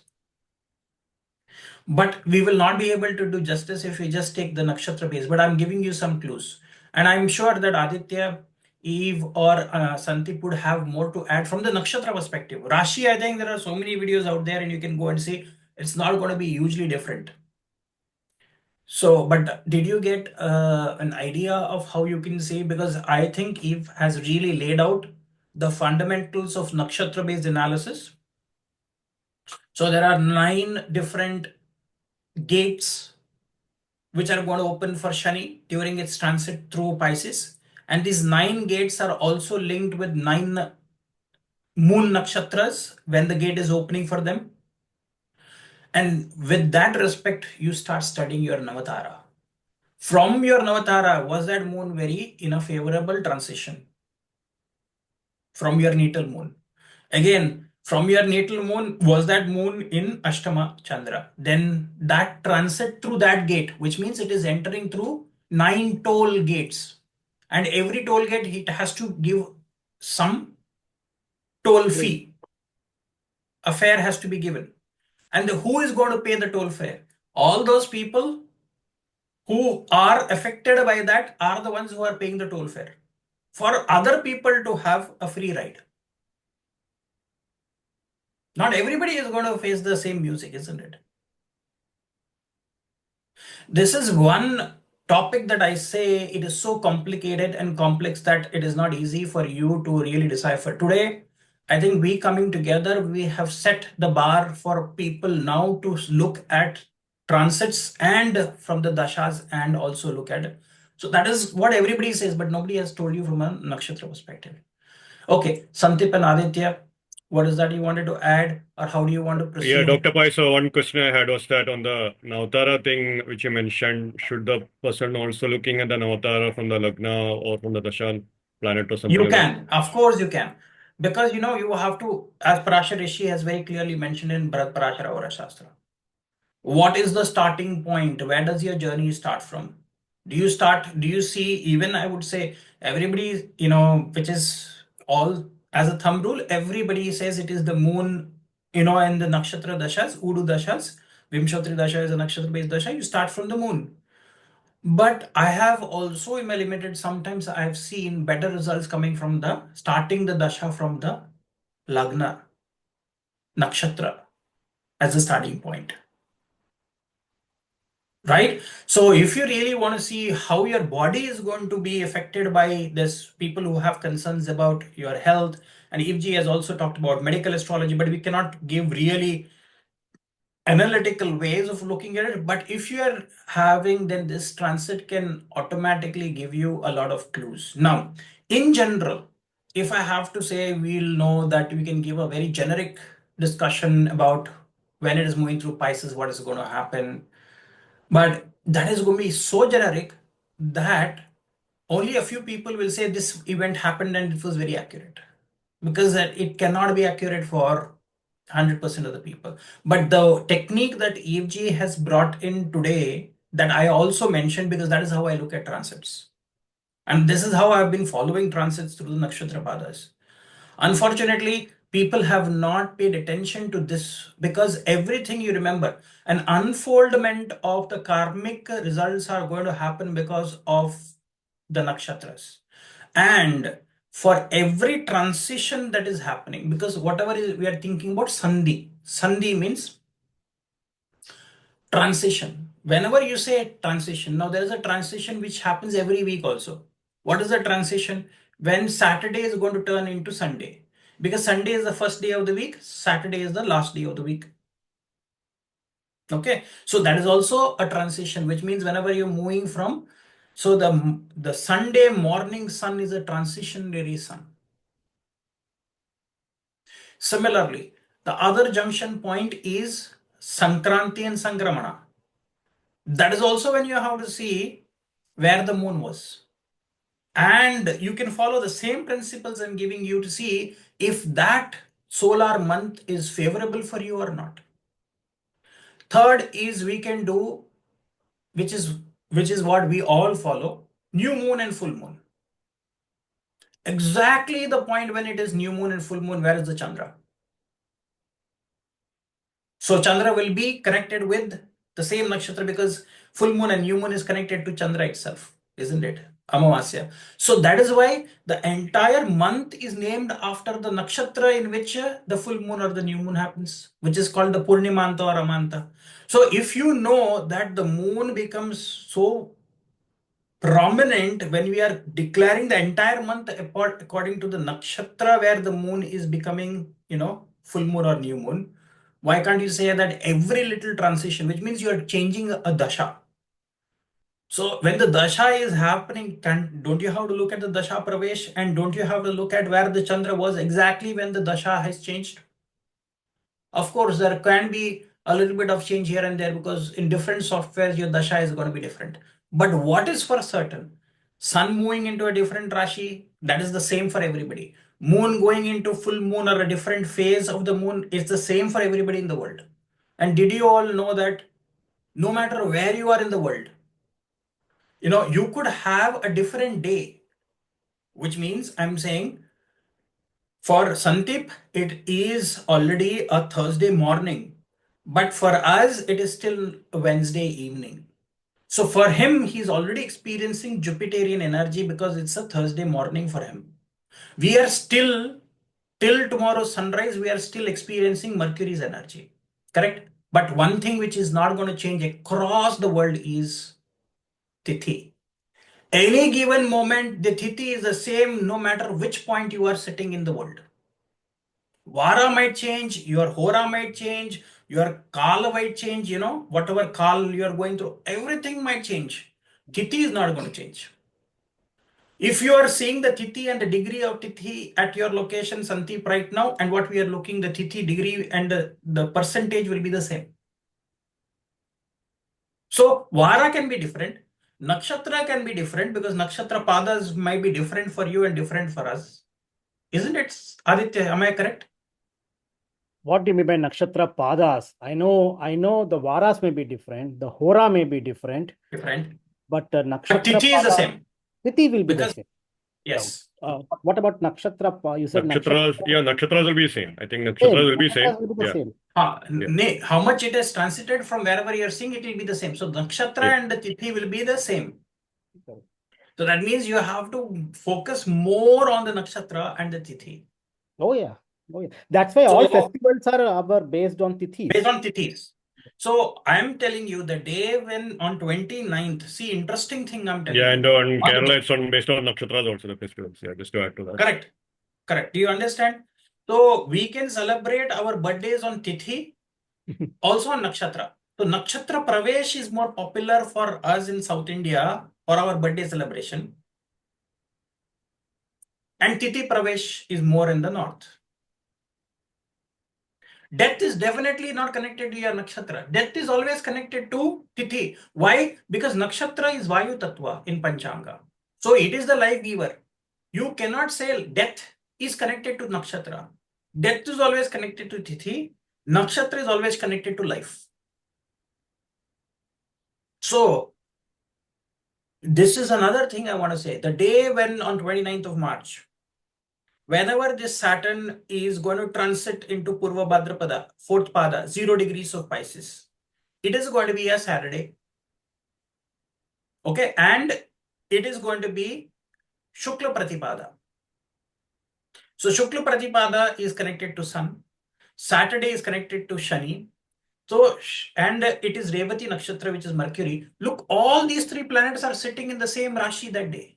6 planets. Can you imagine there is going to be a huge Gandanta?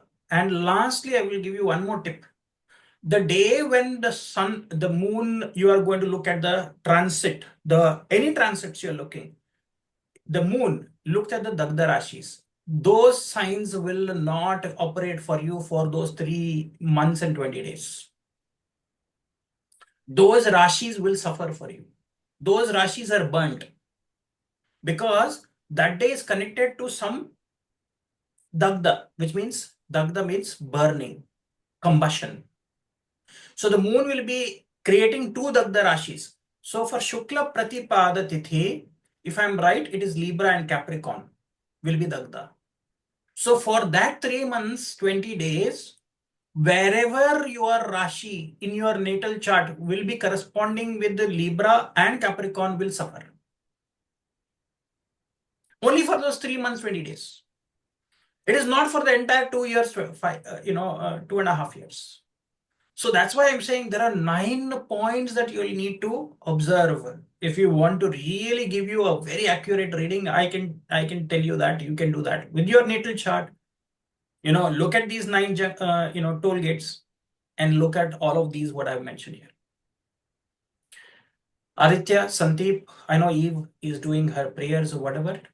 If anybody is wanting to add something, you can add, and then I'm open for however you want to take this discussion. But Yeah. I think I've given so many key tips which has never been revealed in any of the transit videos. Yeah, no one breaks it down to nakshatra padas at all. No one, not like the way how it should be done based on avatar and all that. So Exactly. at least on the padas and avatara combination, no one usually does that. So which is how it should be done actually, as you correctly said. It should be done. Navatara and Chandra also when the transition is happening to each of the nakshatra padas. And then how Eve ji has really done the delineation based on the Brahma Trimurti, Vishnu Trimurti and Shiva Trimurti. Because Brahma Trimurti will only cover the first 4 Rashis of the Navamsha, which is Aries to Cancer. Vishnu Trimurti will always only cover the next 4 Rashis, which is Leo to Scorpio. And Shiva Trimurtis will only cover the last 4 Rashis, which is, and you see, Shiva is only going to have, this is what I was teaching when I was teaching this. See, Brahma and Vishnu will have 3 common things which They have one Rashi of Mars, they have one Rashi of Venus, they have one Rashi of Mercury, and Brahma has Chandra's Rashi. Vishnu has Surya's Rashi and all the three. He has one Rashi of Mars, he has one Rashi of Venus, he has one Rashi of Mercury. Only Shiva has Rashis of Jupiter and Saturn. In the Navamsha we are talking about. Yeah. Is this a very deep understanding that you're getting? So Shani and Jupiter's Rashi are with Shiva. Even Vishnu doesn't have that. Even Brahma doesn't have the Jupiter and Shani's Rashi. So all our karmas related to those, 9 to 12 Rashis are with Shiva. So higher wisdom, Dakshinamurti, then, all our things about whatever we are trying to achieve here is with Shiva. Interesting concept. That's why I said, whatever I think today we have laid out, I think people from here on, I'm sure they will start looking at transits from a different perspective, which has never been done. But this is the actual perspective through which transits have to be done. It doesn't really matter from Rashi to Rashi. We can give the same, we can throw out many such remedies and other things. Many of them are going to be very, very common. Yeah. So Dr. Pai, I'll share a couple of things actually. Sure. You can just go based on, yeah, great. So one perspective I want to share, I just want to share a few things. So I have like 5 charts here. I think, yeah, 5 charts here, which I just want to share. The first is the idea of like the spring equinox actually. So the equinox point is that's right, right, Aditya? Spring equinox is coming up on March 20, if I'm not mistaken. Yeah. Yeah. So March 20, 21st and all that is when the spring equinox usually happens. So now the spring equinox I want to highlight here is a fundamental thing. So the idea of spring equinox is that the spring equinox is the day when day and night become equal, right? So that's the equinox day. So that's a big thing in my opinion usually, because that's the big transition day. It's already the dates are increasing and so forth. So day length is increasing. Then eventually it becomes equal to the night time, and then you have the until the summer solstice day length keeps on increasing. That's a fundamental thing. So, and of course the precession of the equinox also has been happening. So that means that 72 years ago equinox was happening 1 degree later actually. So it was right now sun is in 5 degree 31 minutes when the equinox was happening. 72 years ago it was in 6 degree 31 minutes. 72 years before that it was 7 degree 31 minutes and so forth was going on. So the idea is that first thing is that you have the spring equinox happening at 5 degree 31 minutes in Uttara Bhadrapada Nakshatra, which is basically like around that time. 5 degree 30 minutes kind of thing is what the spring equinox is happening. And I remember one of the videos which Aditya had made was that in which he kind of discussed the idea that the precession of the equinox also coincided with big events for humanity, right? So big events for humanity in sense of like Krishna's birth could be correlated, Buddha's birth could be correlated, and so forth. And when the equinox was happening in Leo, probably the Leo energy was very strong, like Vedas and Havans and Vedic rituals were more prominent, and so forth. Equinox then coincided in around 2000, like 0 AD kind of thing. It was coincided with the AD sign. Eventually, the precession of the equinox happened in Pisces kind of thing. That was the first thing. So that's the first idea actually. And usually the idea being equinox point, the nakshatra where it happens can show a big impact for humanity actually in general. So Avatar's birth, Buddhism came, Buddha's birth, Krishna's birth and all that, and Mahabharata and all that can be coinciding around that equinox thing. So you can identify some big themes actually. That's the first point actually. Now the second point I want to bring is that then we are talking about the Shani Rahu conjunction which is happening. And of course before that Shani's entry into Pisces will happen on 29 March. So you're beginning to see around this time period, 7:39 Indian time is basically Shani will enter into Pisces. So that's when whatever, as Eve mentioned, the moon is in Revati Nakshatra here. So Revati Nakshatra Pada 1 is when Shani's entry is happening. So that's the good nakshatra to see what is happening and so forth and all that. Now, Shani is entering to Pisces sign, definitely the sign of expenses, 12th house, all that is there. Expenses, yogi practices, etc. Now, yogis are waiting for this transit.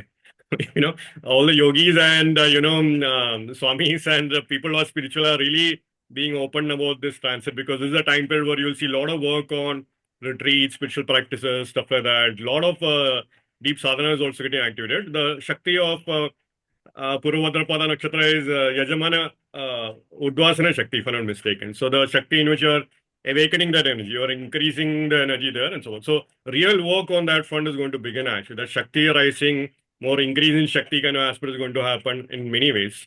And that's a big point because as I mentioned, a lot of energy increase is going to happen, a lot of things are going to come to the surface and so forth and all that.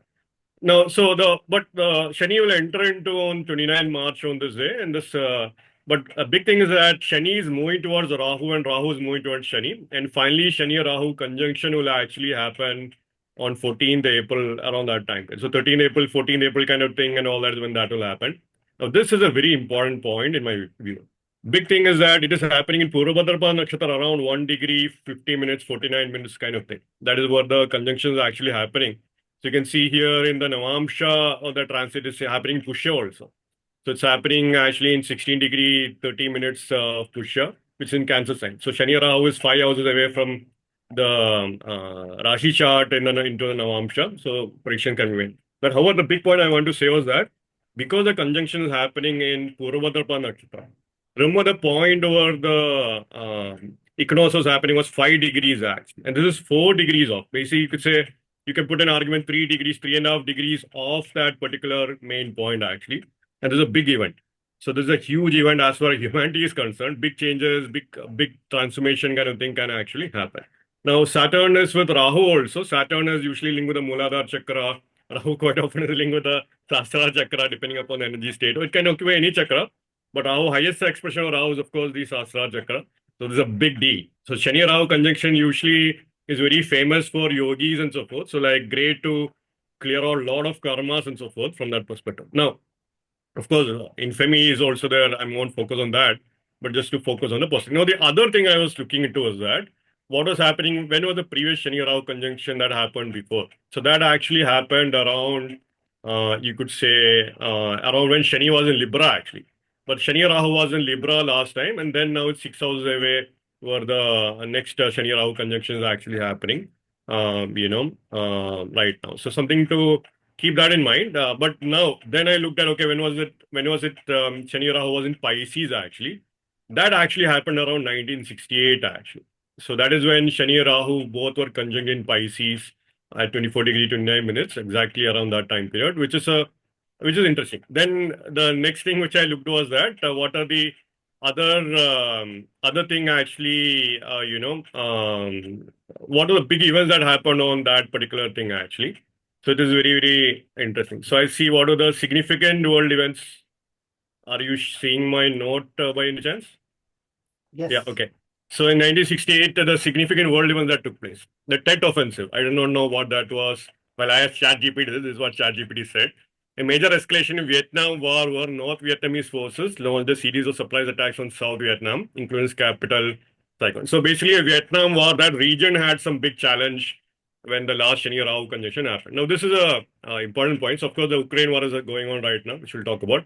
Assassination of MLK Jr. happened. So, civil rights leader was assassinated. So, that's a big deal, sparking riots and protests against US. Now, again, I don't know which leader will get assassinated or whatnot, but again, good to be aware. This was the event that happened. Assassination of RFK also happened. Robert F. Kennedy, US Senator and President. The Prague Spring happened, a period of political liberalization of Czechoslovakia that was crushed by Soviet-led invasion. So again, Prague is basically Eastern Europe, where you're seeing some changes right now. Democratic DNC convention protests happened in Chicago, where the conventions of widespread protests and clashes with police, reflecting deep divisions in American society over issues. So Vietnam War rebellion happened. First time, like America had to force, like all the hippies were revolting against USA going to Vietnam War. Then you had the civil rights, which is a big deal actually. Civil rights was the first time what they say blacks and whites are equal, all that. That kind of thing is what you are seeing. So that whole civil rights, everyone, that equality kind of aspect became much more direct and so forth. You can see going on actually, which is a big deal actually. In USA, it is a big thing which happened in the history of USA. The first ever time where equality was made sure that had to play out. So it's a big deal actually. So you're seeing a lot of people who are mistreated right now. They are fighting for social justice. Finally, there was a huge riots and so forth, but eventually things improved. Civil rights is a big deal in the history of USA. It was again Fair Housing Act and so forth. So prohibiting discrimination in housing, which opened up a lot of things. So what you're seeing right now in terms of like probably you're seeing the other kind of thing where any kind of discrimination activity that is kind of coming down now, to be frank. So like even some kind of all the DEI kind of challenges which they're facing and all that can be linked to this particular energy where you're seeing everything being coming down to the fairground of sorts in many ways. But the biggest thing that I want to highlight was that NASA's Apollo 8 mission became the first manned spacecraft to orbit the moon, paving the way for a future lunar landing. Now, this is something I really want to focus on. Because now what I really want to highlight is that Shani Rahu conjunction is actually happening in, in Purva Uttara Nakshatra, which is the nakshatra of literally like Yajamana Urdhvana Udayamana Shakti. So the important thing with that is basically that there's a rising energy that is coming up here. And of course, space, definitely you are going to see a lot of space missions coming to the front and so forth and all that. However, usually one of the things that usually happens with space missions that you have rockets and so forth. Now, at the same time, now you will see combination of both Shani and Rahu kind of thing. You will see big expansion in space kind of thing in many ways, and you might see big explorations of big failures also can happen because of Shani being there also. So that's also one more thing that will happen. So some challenges will happen with some missions. At the same time, breakthroughs will also happen. So both will actually play out with Shani. What the other aspect though is that Purva Uttara Bhadrapada is a big nakshatra of unions and so forth. So like we saw the union kind of thing happening. You're going to see a lot of union kind of aspect coming out. And definitely Purva Uttara Bhadrapada is a very occult nakshatra. So a lot of big companies, big firms, I'm talking of big firms, huge firms, like big corporations will go through a major transformation during Shani Rahu conjunction, Purva Uttara Bhadrapada nakshatra. Usually the other aspect also is that Purva Uttara Bhadrapada is also famously linked with cults and so forth. So a lot of cults will have some challenges. So a lot of normal cults will definitely have a Shani-like effect. Definitely Shani going to Pisces and so forth. Donation will get the issue. So if you might see emergence of new cults. At the same time, you will see some like new kinds of cults happening. At the same time, you might see a real problematic cults actually coming out from that perspective also. Both will actually play out. So now the cult-like behavior of people you'll begin to see, but that also you'll begin to see. It's a group thing that actually happened.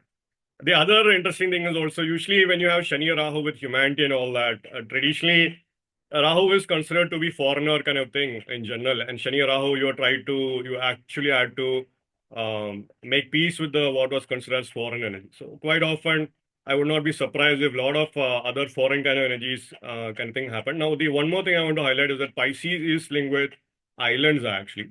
So last time when the eclipse happened in Pisces, there was a big controversy with Maldives and India and all that, if I'm not mistaken. So there was a big, huge controversy with the Maldives president ditching Narendra Modi, and then Indians were reacting. So tourism industry got affected and so forth. So you see islands having some challenges. So one of the things that could potentially happen here also, some other island countries and all that will also have certain challenges. So usually, well, I don't know about only islands thing I can think about is Taiwan and all that. So Taiwan, China has already been targeting Taiwan for a long time.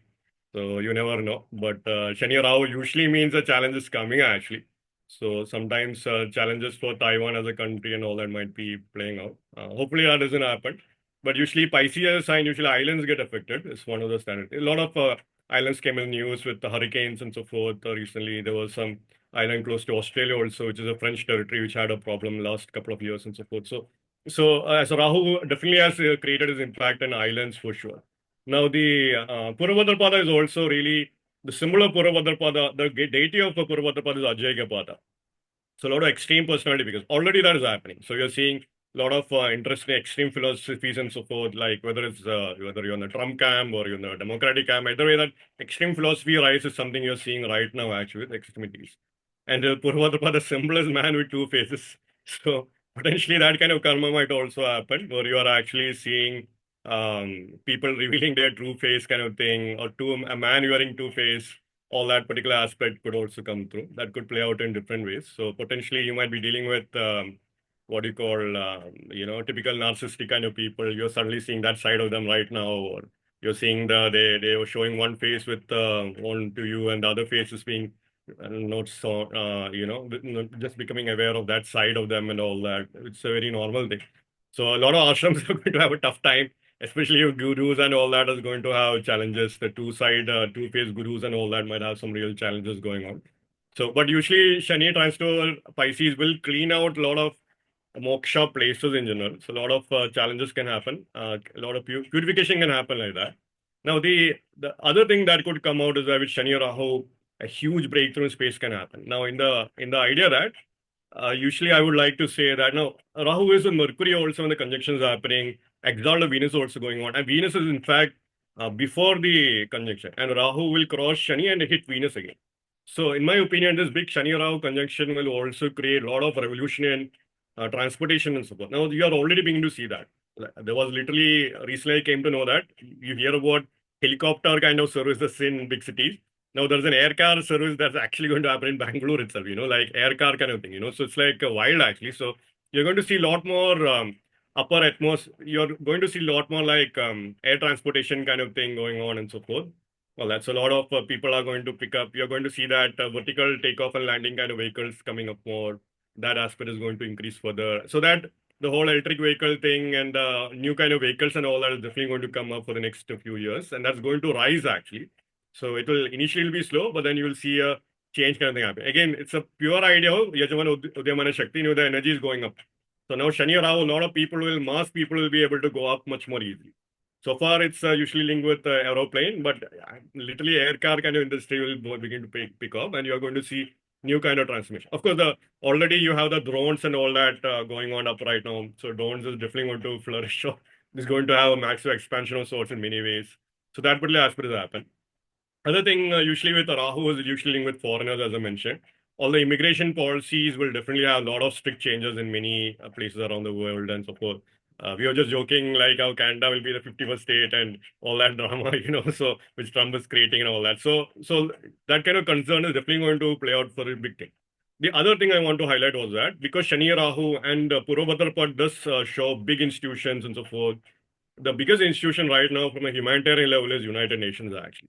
And United Nations definitely is going to have some challenges. So again, it's Shani and Rahu coming together, Aquarius energy going to Pisces sign actually. So definitely they'll go with the big challenges. So could be funding linked issues, which is normal, or donation linked issues. Countries not donating it enough. So big changes can happen with that organization, or big organization that are united in nature, right? So that the tendency to be isolated kind of thing can increase. Already the tariff wars are going on right now, which was expected. Mercury is debilitated right now. Rahu is transiting in the Rashi where Mercury is getting debilitated. Trade definitely had some challenges right now for sure. So that kind of thing will definitely have its own effects. One thing I really want to highlight was that Rahu can usually, because it's a humanity thing and all that, I really would not be surprised if like more information about aliens and all the UAPs and UFOs and all that sort of. Our government is working on a secret alien project for a long time. That kind of disclosure kind of events can also happen during this time period. Now, the interesting thing that could really happen, I mean, I hope that doesn't happen, but one potential thing that could happen is that usually Shani Rahu also represents group of activities. So usually it could mean that you might see a lot more disclosure on big ships kind of thing going on in the sky, a big UFO, big UAP kind of ships coming up in the sky and so forth. Now, there are, of course, if you are in the alien conspiracy world, they always talk about the Project Bluebeam and all that. It's like a fake alien to bring all that. It's an interesting concept out there. So, Rahu sometimes can mean fake alien. So, just watch out for that. Shani can mean real alien. But I would not be surprised if something like that really happened. So, like, there is a concept of Gandharva Nagaras in Brihat Samhita and all that. Gandharva Nagaras that you see a mirage city, and based on the direction which you see the mirage city, you can make predictions for the land. So quite often when you go to desert and all that, you can see mirage and all that. So there's an actual predictive thing with that Brihat Samhita Gandharva Nagara. So Gandharva Nagara, the concept is that Gandharva's Nagaras are already there and they are just in a different dimension, and then you can access them and so forth is what they usually say. So that particular Shani Rahu quite often, Purva Uttara Bhadrapada is really a portal energy. So this portal kind of thing can be significantly increased actually. So that's why yogis are waiting for this time period. Shani Rahu conjunction is a very powerful dynamic time period to do deep sadhana, and that to like to enter into other lokas and so forth. That kind of thing can become very, very strong. So you could transcend your consciousness to other like lokas, Shiva loka, Brahma loka, whatever, right? Vishnu loka and all that. Potential doing like deep yogic sadhana and all that to enter into other lokas can be very, very strong. And especially when Purva Uttara Bhadrapada is having Shani and Rahu kind of thing going on.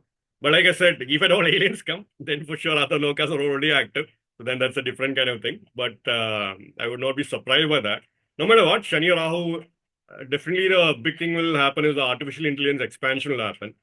So a lot of big firms will start, definitely the AI impact, I need not say everyone is scared about it, but you are actually going to see the real impact of AI and all that with Shani Rahu thing going on. Rahu, the artificial side of AI side of Rahu will become much more prominent. And as I mentioned, the Shani Rahu will really put that into place. You will begin to see AI coming to all aspects of your life. Now, the first aspect AI will definitely go into will be the assisted living, people who are in old age homes, people who are like in medical facilities. You'll begin to see AI kind of thing coming into the medical field, a lot more things and improving your health aspect and so forth and all that. Shani Rahu can usually bring big changes to a lot of groups of people. So people where there is a unity and all that, there can be some challenges coming up. Shani Rahu can also, in Pisces, can also increase the tendency to feel depressed actually, and it might be an entire illusion. You are creating your entire depression out of nothing. Trump became president, you are depressed. Why? Like, why should you be depressed, right? It's your life, live your life, right? So that's similar to that. So that kind of thing actually. So it's a very important thing. So combating real force of depression, combating illusionary force of depression kind of thing can actually happen with Shani Rahu in Pisces actually. It's a very important thing. So that's the other aspect. So, but like I said, there could be some real changes in the humanity front. If at all, like I said, you're beginning to see emergence of new technologies that can happen, that can open up a lot more things. There might be a lot more charitable kind of organizations that will grow up, but some organization will also fall during this time period. So Shani will create fall, Rahu will promote big rise. And both will actually have to play out. The other aspect which I want to highlight was also is I usually like the feed related thing in general. I would advise people to just be cautious about, food related issues and so forth. Food health and all that will increase significantly. So that is something just to be mindful about. The usually if at all say big technologies or big disclosure kind of events happen, the proliferation of those technologies, reaching the technology to the masses and all that will increase a lot of things.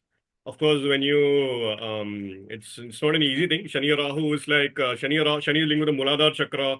Rahu, as I mentioned, can be linked with the Kundalini Shakti also. So you're here, and because in my opinion, because it's happening in Uttara Bhadrapada Nakshatra, very close to Uttara Bhadrapada Nakshatra, the point where humanity is linked, humanity's karmas are linked.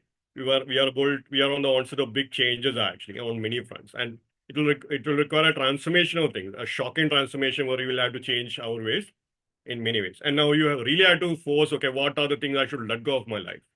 Like what are the ways I've been holding on to? You'll be forced to let go of it right now. Because Shani is with Rahu in Pisces sign, the sign of 12. Especially emotions and all that, right? All the darkness we have been holding on to, the darker emotions. Shani will be forcing you to clean that off. You'll have to acknowledge that this is a problem and let go. I did not like my neighbor. Now it could be Shani Rahu, could be a species level thing. Even all aliens are true, then what does that mean for humanity? Like, okay, you're a North Indian versus South Indian, what happens when an alien comes? So that's a real thing to think about. So big change in philosophy will come, but you will actually see a rise of extreme philosophies, which is already ongoing. So that will also happen. So both you have to watch out. Now again, I really want to emphasize the Uttara Bhadrapada point, like the point because the Shani will be transiting over the point where equinox is happening, and that's a big deal in my opinion. So equinox point is always important no matter what. Energetically, it's a big deal, and that drives the destiny of humanity or evolution of humanity on a big picture scale. And the fact that you have two important grahas, two important tamasic grahas, two important foundational grahas, which is extremely important for our survival coming up there, means that we'll be going through big changes that can impact our own survival as a species. So, and for good, like you will be improving yourself, you'll be forced to take care of your own material well-beings and so forth, and you will actually see expansion of material things in a big way with Rahu also. All that is something I want to highlight. The Shakti portion also I want to highlight with the Yajamana Udvana Shakti. So you'll see people going towards more high-rise buildings and all that kind of karma, more air car kind of thing, all that. One good thing I want to say with, hopefully all these are good things, what I said. But Shani Rao, usually what I would say is that usually, if at all you have wanted to do any kind of volunteering activity, retreats, take some time or vacation, next 2 years is great for that. And you'll see that taking a break will become a necessity thing in many ways. So in the sense that you'll actually, you have been ignoring your health, take a break. you have been ignoring your family, take your family for vacation. Shani in the 12th house is great for that, and great Shani in natural 12th house of Pisces is great for controlling expenses also. So that is also one more thing I really want to highlight. So in the sense that expenses get reduced actually, but when Rahu was in Pisces, definitely inflation got through the roof. So Shani Pisces, at least some kind of control on that will also happen. Yeah, hopefully, like if the government discloses that aliens and all that is going on, or some aerial phenomena we are seeing like Gandharva Nagara and all that, don't be surprised actually. Pretty normal. You've read something and all that. That particular, Acharya has written about Gandharva Nagara and all that. Ancients were very comfortable with various lokas and various things, so don't be panicked about that. Just that, okay, fine. Astrologers will have to change the definition of Rahu. Already every 10 years they are changing the definition of Rahu. Rahu was like initially foreign lands, eventually became computers, eventually became technology. Now eventually it might be like foreign lands to USA, Canada and all that. At some point in time it could be different locals kind of thing, or the different worlds kind of thing, for sure. So definitely astrologers will be changing the definition of Rahu. Shani Rahu will impact the definition of Rahu also. Prediction can be made on AI and all that with the Rahu for sure. So stuff like that. But anyway, so Shani Rahu is great for sadhana. If you want to prolong a sadhana, any god or goddess you want to establish a link, excellent time for that. If this is because no matter what, if worlds ends or not, you will definitely have the karma of the deity who's trying to help you out. So that's a good thing to develop actually. So that I would usually, and usually with the conjunction of Shani Rahu and Pisces, I really encourage any kind of service or any kind of volunteering, or any kind of private donation you're doing anonymously. So rather than doing it with public thing and all that, or keeping public eye, definitely do it. Let's put it this way. Shani Rahu happened in Libra, the influencer thing exploded after that. Shani Rahu in Pisces, you will see an explosion of spirituality happening in deep ways, and that to deep mystical sadhanas. Already there is a big thing happening with ocean. They say there's a lot of the deep sea creatures that come to the surface. A lot of people are panicking what's going on and all that. So that will definitely continue. A lot more secrets about the ocean will definitely come forth. That is definitely going to come forth.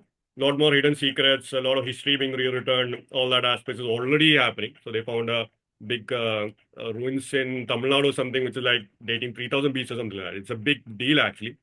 So that definitely is going on. So when Shani runs through Pisces, for sure, usually what happens, as Dr. Pai mentioned, definitely look through the 9 padas, it will definitely have its impact. However, the one thing I really want to emphasize that usually Shani Rahu is the collective kind of karma. Usually it's the Shani definitely can represent the ordinary people and Rahu represent the masses. And you're going to see a big transformation for them in terms of, in terms of many ways. So you'll begin to see what happens if AI takes over. So is there a need for a universal basic income and all that? Everyone be entitled to some kind of money from the government, no matter what? Now, of course, UBI kind of thing will become a big point of contention when Shani is about to enter into Aries and so forth. But those kind of ideas are going to happen more because definitely Pisces is definitely a financial sign. Venus exalts there, Jupiter is the ruler there. So you're going to see a lot of financial world going through a big change for good, in which it's going to favor more for the ordinary people and all that. So we are on the onset of big change. As I said, definitely the respective governments will have their own role to play. Governments are going through a tough time right now. From Leo as the Lagna, Shani Rahu is in the 8th house. All the governments in the world are going through a tough time. Ketu is going to Leo and so forth also. So they have their own challenges for sure in the next upcoming 2.5 years. However, What about the current tariffs and all? What do you will comment on that?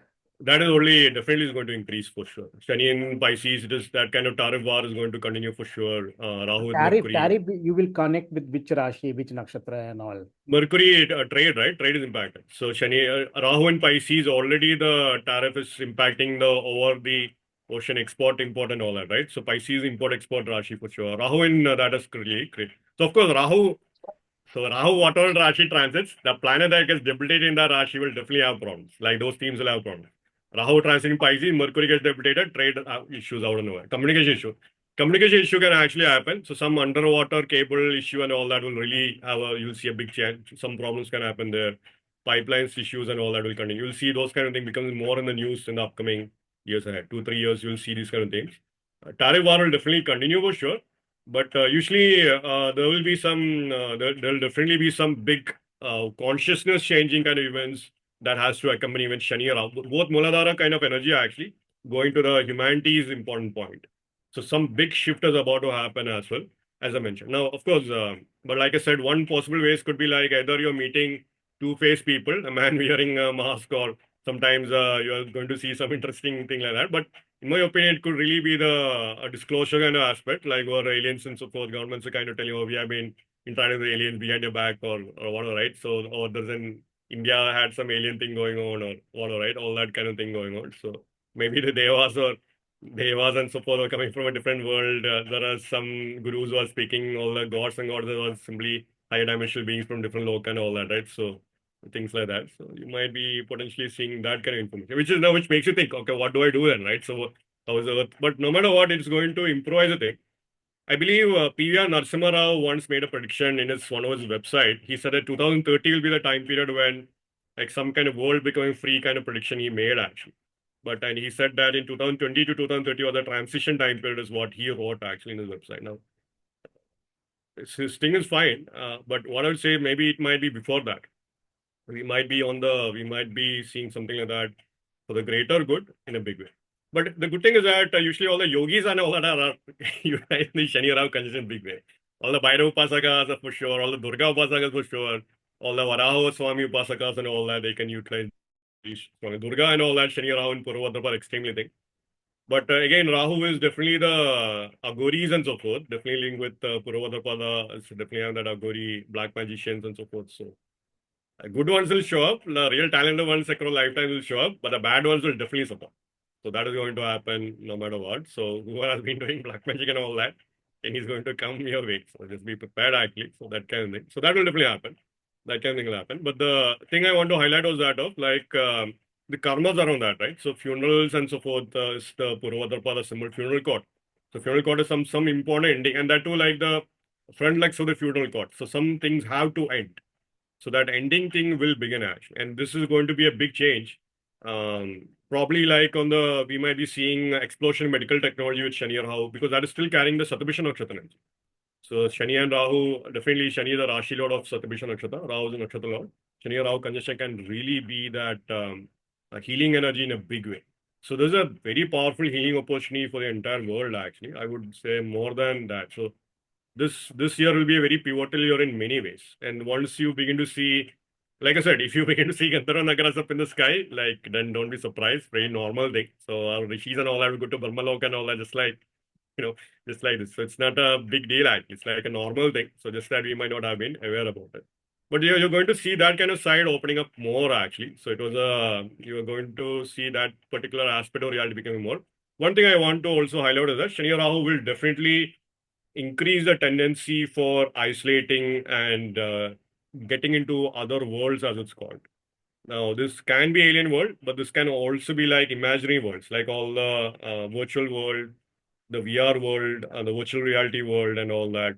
All the typical fantasy world. There is an interesting TV show about uploaded intelligence, where you upload all your memories and all that. The brain is mapped to something, and then you upload that into like a vast internet or in the sky or something. All that interesting ideas are there in which, okay, your human body is gone, but your digital identity is living immortal. So those kind of ideas is going to happen up more. You're going to see that kind of thing. A lot of people are going to definitely for the gaming industry, it's a great thing. A lot of great games will come from an escapist tendency. You can escape from the world and all that. That will increase. But then it is Pisces for sure. But at the same time, you will also see the breakthroughs of that fund also. Like I said, so you're going to see already we have a social identity, or they say, right, our LinkedIn profile is different from our Facebook profile or compared to a Tinder profile kind of thing. So already that different words thing is already active, So that is already thing. But you're going to see a next evolution of that with Shani and Pisces. So you'll see more spaces coming up and all that on that front. So the social networking, social media explosion, which happened with Shani Rahu and Libra, is going to explode into like a more isolated kind of explosion. So the technology on that front is going to increase also. So right now the products were like Apple Vision Pro came, which is like very few people use, very expensive kind of thing. But you're going to see that kind of Google thing more actually. Usage of that will increase more in the future for sure. So there might be a point where maybe 5-10 years from now, we'll be connected with each other on the VR space. So just like how we are using internet right now or Zoom or something, that technology thing might also come through. But this is a big year, no matter what. Usually life and death kind of questions can happen in big way. when Shani Rahu is in Pisces. So questioning about what is the purpose of life and so forth. But like I said, you have to make sure you're not creating your own depression actually, which is what many of us do. So why are we creating our own depressive forces, right? So that's one thing I want to highlight. But yeah, hopefully, hopefully the aliens thing doesn't come through. But this is what it means. Usually what I've seen is that Purva Uttara Bhadrapada Nakshatra natives have more encounters with aliens and other worldly forces or other dimensional forces more. But usually the island thing for sure, it will continue. Shani is going to Pisces, so definitely islands and so forth will have some challenges. So that you will begin to see. A man of two worlds is what Purva Uttara Bhadrapada shows. A man of two faces also. So you're finally required to look at your own internal face, which is a big thing with Shani and Purva Uttara Bhadrapada and Rahu being there. And this will be a big thing. So like, what is your private face and what is your face which is shown to the world? So that aspect will increase significantly over the next many years, actually. That will become a big thing. And the great thing about the Nishbanga thing is happening is that Venus-Mercury exchange is going on. So you're going to see big corporations having big impact.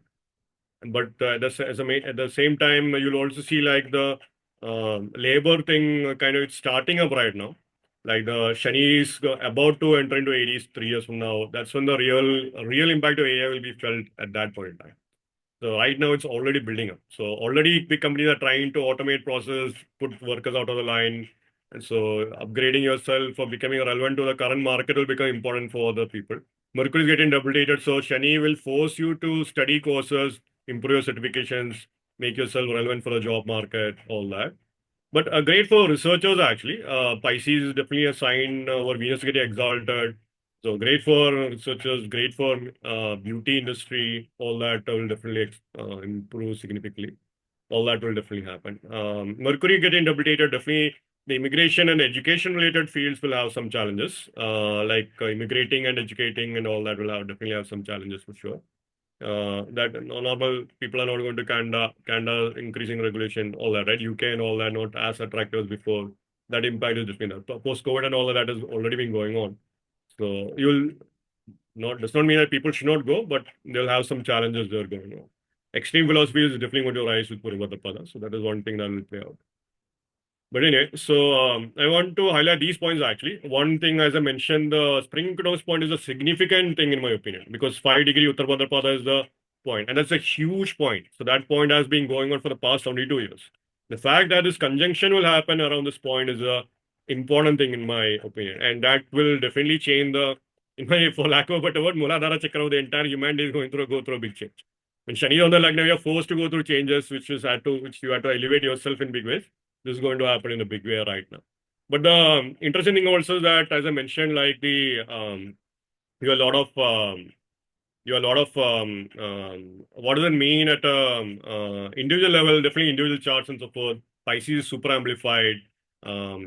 Just usually Pisces. Now, good thing is that you have a lot of good planets. Venus is also there actually. So at least just make sure you're looking at all aspects actually. Pisces can make you feel like I need to spend a lot of money.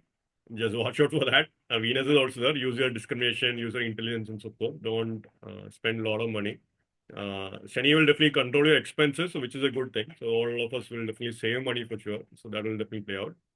Definitely the people in the Pisces and Virgo axis will go through a big shift for the next couple of years. Shani on the Pisces and Virgo, the will be there. So that'll be a big point. Shani's aspect upon Capricorn, on Sagittarius and Taurus also happening, which is also very relevant. And so in my view, these Rashi natives will have to just watch out for the impact of Shani. Just be prepared to do the work right now. That's what I would actually say. Shani Rahu will force you to work no matter what. If you're not worked at all, Shani Rahu will force you to work. But Shani Rahu will, usually they say that Shani Rahu will disturb a lot of ashrams and so forth. So if you have been sleeping for a long time, you'll be forced to work. So that kind of thing will happen. So all of us could definitely wake up to that. So these are some ideas I want to share, Dr. Pai, just with the Shani transit and so forth. So just I thought it was interesting to observe that spring equinox point getting triggered with the Shani's movement, which I believe will be bringing up a lot more changes and a lot more new energies in a very fundamental way. And I do think from a Jyotisha perspective also, will be, like I said, the new worlds can open up in different ways. So if at all it happens, great. But if not, we might be seeing something else coming up from a historical perspective also. So it could be that definitely Shani in Pisces sign, temples close to oceans and so forth, as pilgrimage to that is great. That's what I would really encourage. I really would not be surprised in the next couple of years if there was a diving exploration and Dwaraka exploration, all that coming up more. More insights into Dwaraka and other hidden civilizations under the ocean. I really would not be surprised by that. From an astronomy perspective, also we'll be seeing some amazing results. I think Andromeda galaxies, like in Pisces kind of thing, and close to Revati and all that, if I'm not mistaken. So we'll be seeing some very interesting results on that front. And so, like I said, then, but Shani Rahu definitely creates some big challenges, big changes is coming. So that also we have to be prepared for. So that's what I would advise that. Yeah. So this is what I have. I think it is really fantastic, Sandeep. There are many thought processes that I had, but I'll reserve it for another day. But I just wanted to say about this equinox thing. And this is something that I want to ask all of you panelists as well to throw some light on this. Like, we know that during the Atharva Veda, we know that Kritika Nakshatra was the equinox was probably happening around that time, and that's why that became the first nakshatra.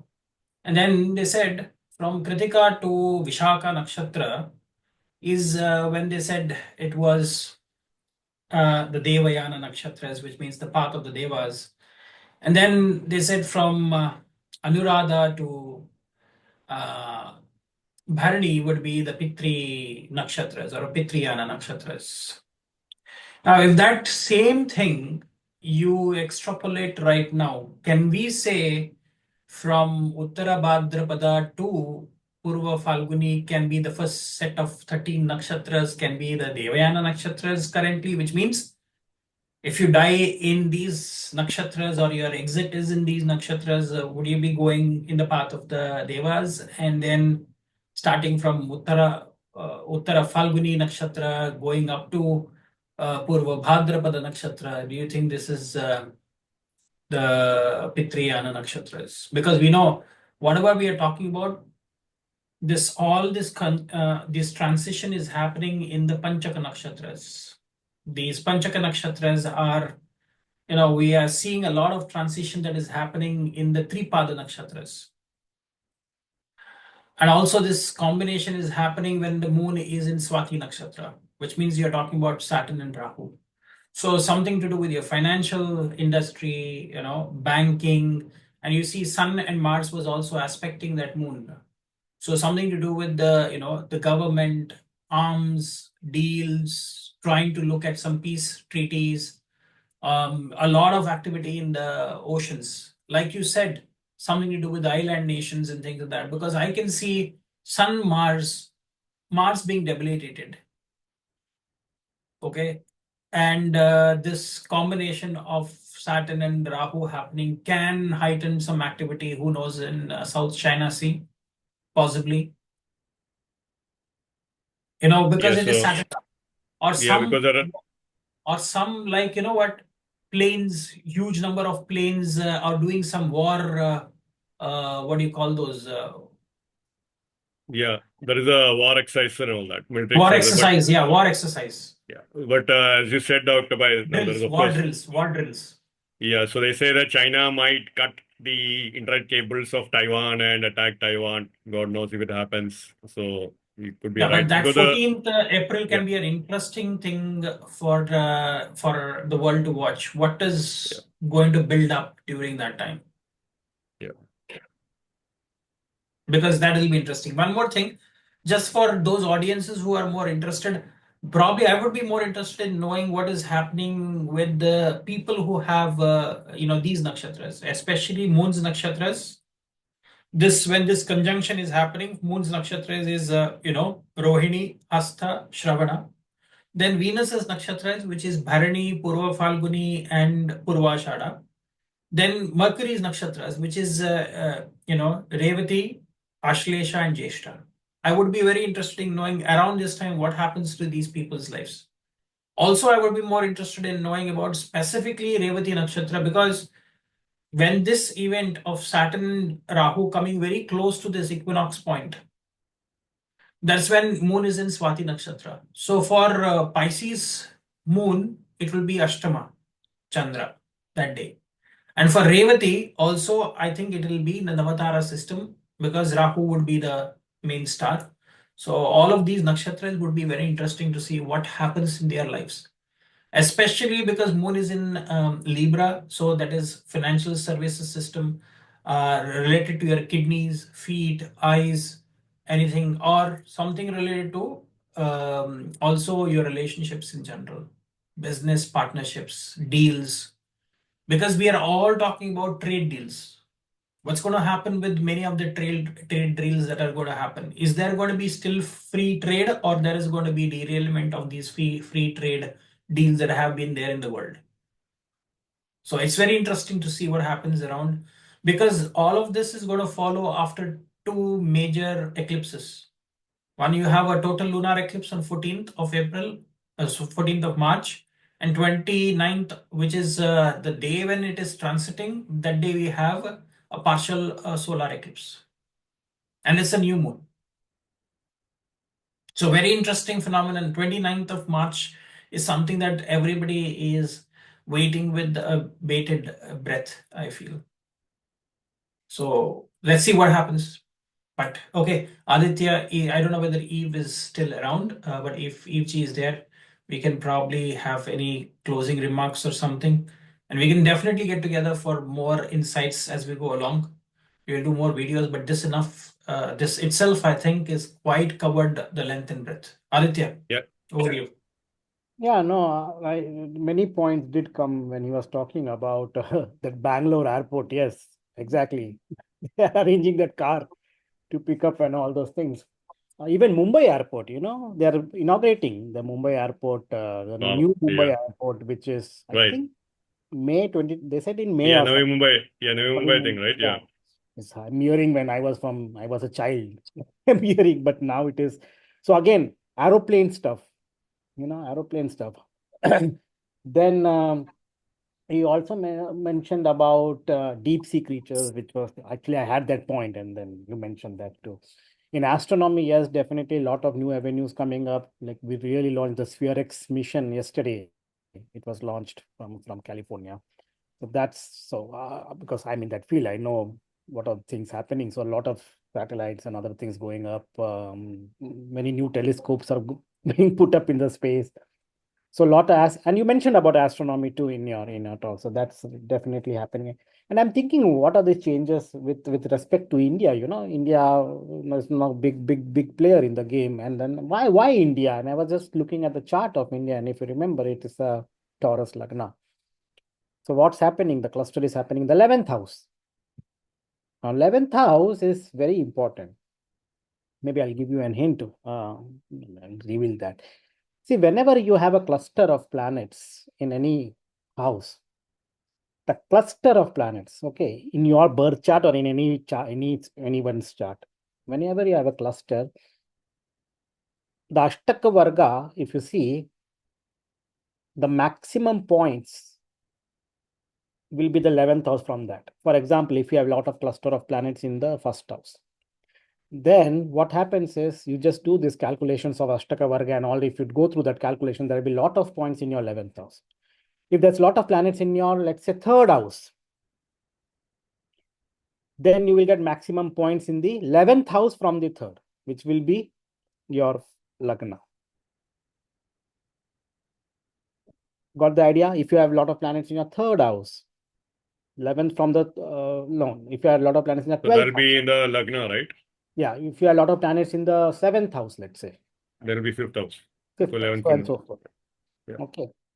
So 11th house, really, you can do this because if you really go into the Ashtakavara calculation, you'll come to know the mathematics of it, and then you will see why the 11th house. So if there's a cluster of planets in your chart, then take a look into where the 11th house is from that house, and you will see some aspects of it mainly playing in your life. Anyway, so 11th house becomes that very important in that aspect. Now, that's why we said 11th house is really very powerful house. Now, India is Taurus Lagna. So the Pisces sign will fall in the 11th house again of India. And then the 11th house, from the 11th house is the 9th house. So definitely a great time for India, Right. great time for India. So just pay this. This is I don't know if anyone has seen this thing when they are working with Ashtaka Varga. Just take a look. Like any chart you take, if anyone's chart, like 4 or 5 planets sitting in any cluster of planets, 11th house from that. Even 3 planets or 4 planets, you will see that effect. There will be some major effect on that. So anyway, so why I was talking about why India is there, because of so many planets already in the 11th house, and then 11th from 11th is the 9th house. So that's what is happening with India. And then you did mention about now about the vernal equinox. Yes, the vernal equinox position is really amazing. It shows where the humanity is going. We did talk about that, Sandeep, but never made a video till now. Maybe we should make it.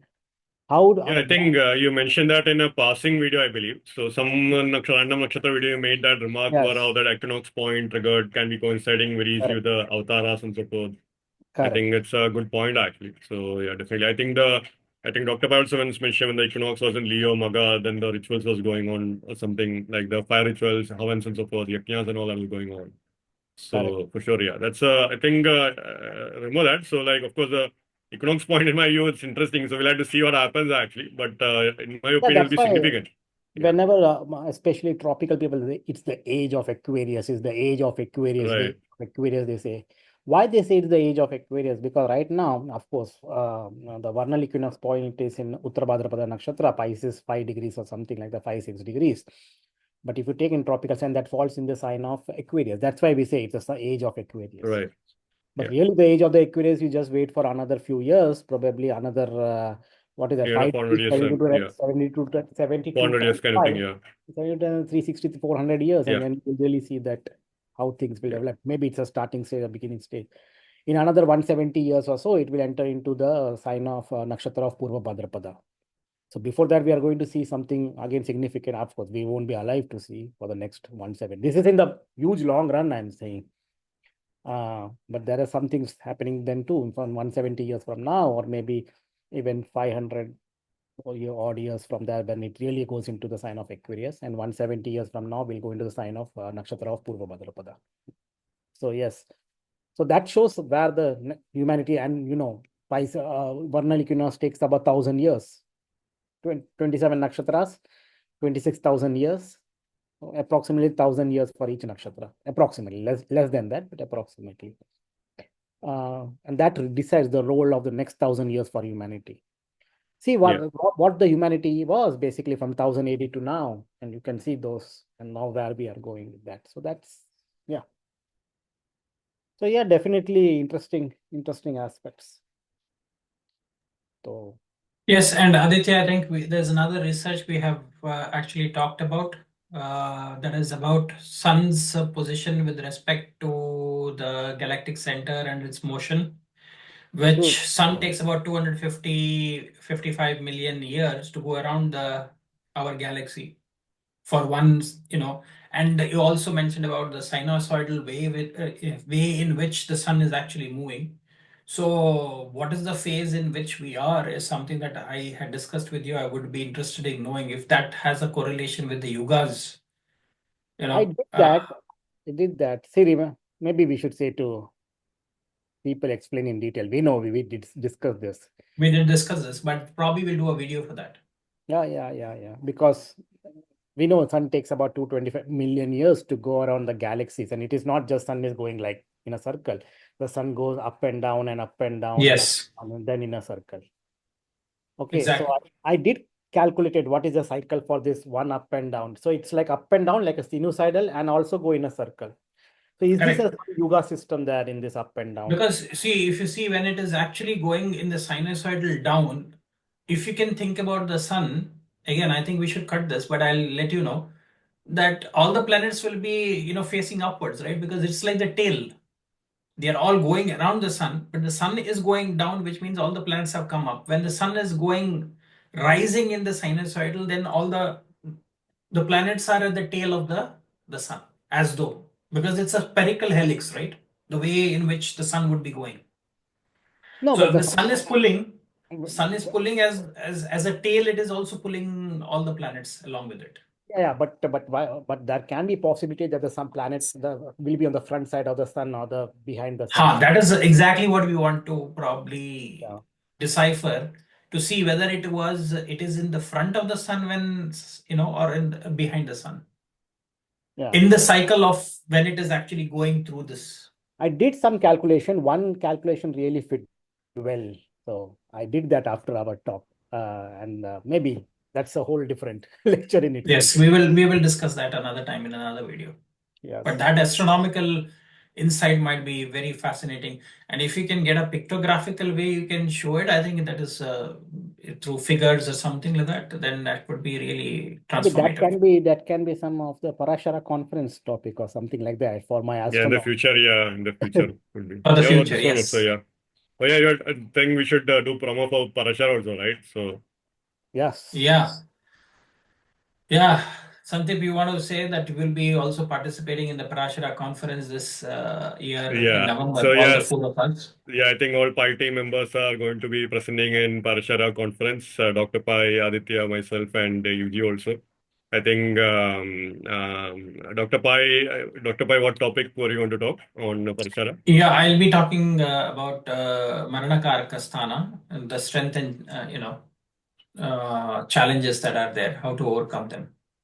Right. So this conference is on November, December, the same time as last year also. Aditya, what about you? I think you're going to talk on something on I'm astronomy, right? talking about dispelling fear or through understanding of astronomy in Jyotish. Yeah, more like the mathematical, understand the astronomical side a little bit more to remove fear and all that a little bit more, right? So that you can see it's not as bad as we think it is, kind of thing. Correct. And Great. then some astronomy aspects to understand Jyotish better, and what are the care to be taken while reading a chart or understanding a chart. There are many things, subtle details which we tend to forget, and we just go into higher divisional charts. You can go to any divisional chart, but there are some limitations to it. What are the limitations, mathematical limitations to it, and all those? Yeah, great. I think I'll be talking on astrocartography techniques actually. So some new things I've been working on astrocartography. Like look at see if you are born in India, then you move to like USA or UK. Does that change karma for you? Something along those lines. And how to overcome karma a little more. I forget what UG was going to talk about, Dr. Pai. Do you remember what UG was going to talk about? No, I don't recollect. But I think if they go to the website of Parashara Yeah. conference, then you can see there is already they are published about the speakers and all the presentations that they will be doing. So all the session details is already been there on the website. Yeah, I think that will be definitely. I think it's in November 20 to 24 actually. I think there'll be a lot of just like last year and all that. It's be very active conference. Um, yeah, I was trying to see if I could find UG's topic. I forget. Yeah, but anyway, so that is one thing for sure. I think topics needs to be updated if I'm not mistaken. I think the schedule is still needs to be updated, but I think you can get a early bird ticket prices kind of thing. Go for it if you want to save some money. Yeah, so that kind of thing for sure. Let's see. The other thing was that I think Dr. Pai, you have another conference also coming up, right? If I'm not mistaken. Yes, I'll be presenting in person at the Sedona conference in August. I think that is yet to be. That's where I think Eve and I will also be presenting. So that will be an in-person conference in Sedona this year, Yeah. which is organized and facilitated by Shanati and Dr. Harness. What happened? Uh, Yeah, no, we're just announcing about the conferences that we will be participating this year. So So I said we will be doing two conferences. One, me and Eve will be presenting at Sedona in person, and then again, Is Pi that team will be. Sedona happening? I don't know. I did not hear anything. Yes. No, it's still not been announced. It will be announced very soon. I think, Okay. yeah. So the website will be up very soon, but this is a heads up I'm giving. This is in August, in the third week of August. Yeah, I think EVG is going to talk for Parashara. The topic is the way toward Jyotish and psychological profiling. So she's going to talk about dispelling fear, which is a big theme for this conference. How to remove fear aspect and all that, if I'm not mistaken, in a Jyotish reading or in Jyotish calendar. Yeah. So yeah. Okay. Okay, I So think we can wrap up today because it's been yeah. a lengthy video, but I think Yeah. all of us have chipped in. And thanks to Santip specifically because he brought in the concepts which is related to, the Pisces. I'm sure that we'll be bringing more videos in the future, but I think this is a very unique video in terms of transit through the different nakshatra padas. Although we have not done the delineation for each of the ascendants, but I think there is enough information for you people to take this and do some homework. And I'm sure that you will be able to see some fantastic results coming out from this analysis. So Aditya, Santip, and Eve, I think Eve, I don't know whether she's busy, but great to have all of you guys again here. And we should continue with our nakshatra series that we have stalled. Yeah, the next nakshatra is going to be what? Ardra, actually. Yeah, Ardra. We have to. Ardra, yeah. Ardra. Ardra. So that is one Yeah, thing, probably and that'll then be next again, week. there's another thing I also wanted to share is there is another talk that we'll be doing in June. I think it's 21st of June. That is all together. The Pi team will be meeting, and this is facilitated or organized by Eve, and you can go up and sign up for this thing which is coming up on 21st on her website, which is jyotishsiddhanta.com. Yeah. If I'm not mistaken. So that is what is that topic that we'll be I think the discussing? Nakshatramala Suktam, Sutram kind of thing. Sutram, yes. Yeah, Sutram, yeah. So that is on 21st of June. Okay, so a lot of things we made announcements. Saturn Put that Rahu with you. effect. Yes. But But great, I will guys. definitely put all the Jyotishis to work. For sure. I know. Yeah. That's for sure. Okay, great, guys. Thank you very much for your time. And if you like this video, please share your comments and let us know what you would like to see. And this is more of a request that has come from you people, all the viewers. And that's why we have come together and we're putting this series on, Saturn's transit through different nakshatra padas. Okay. Thanks, Aditya. Thanks, Santip. And thanks, Eve. Namaste.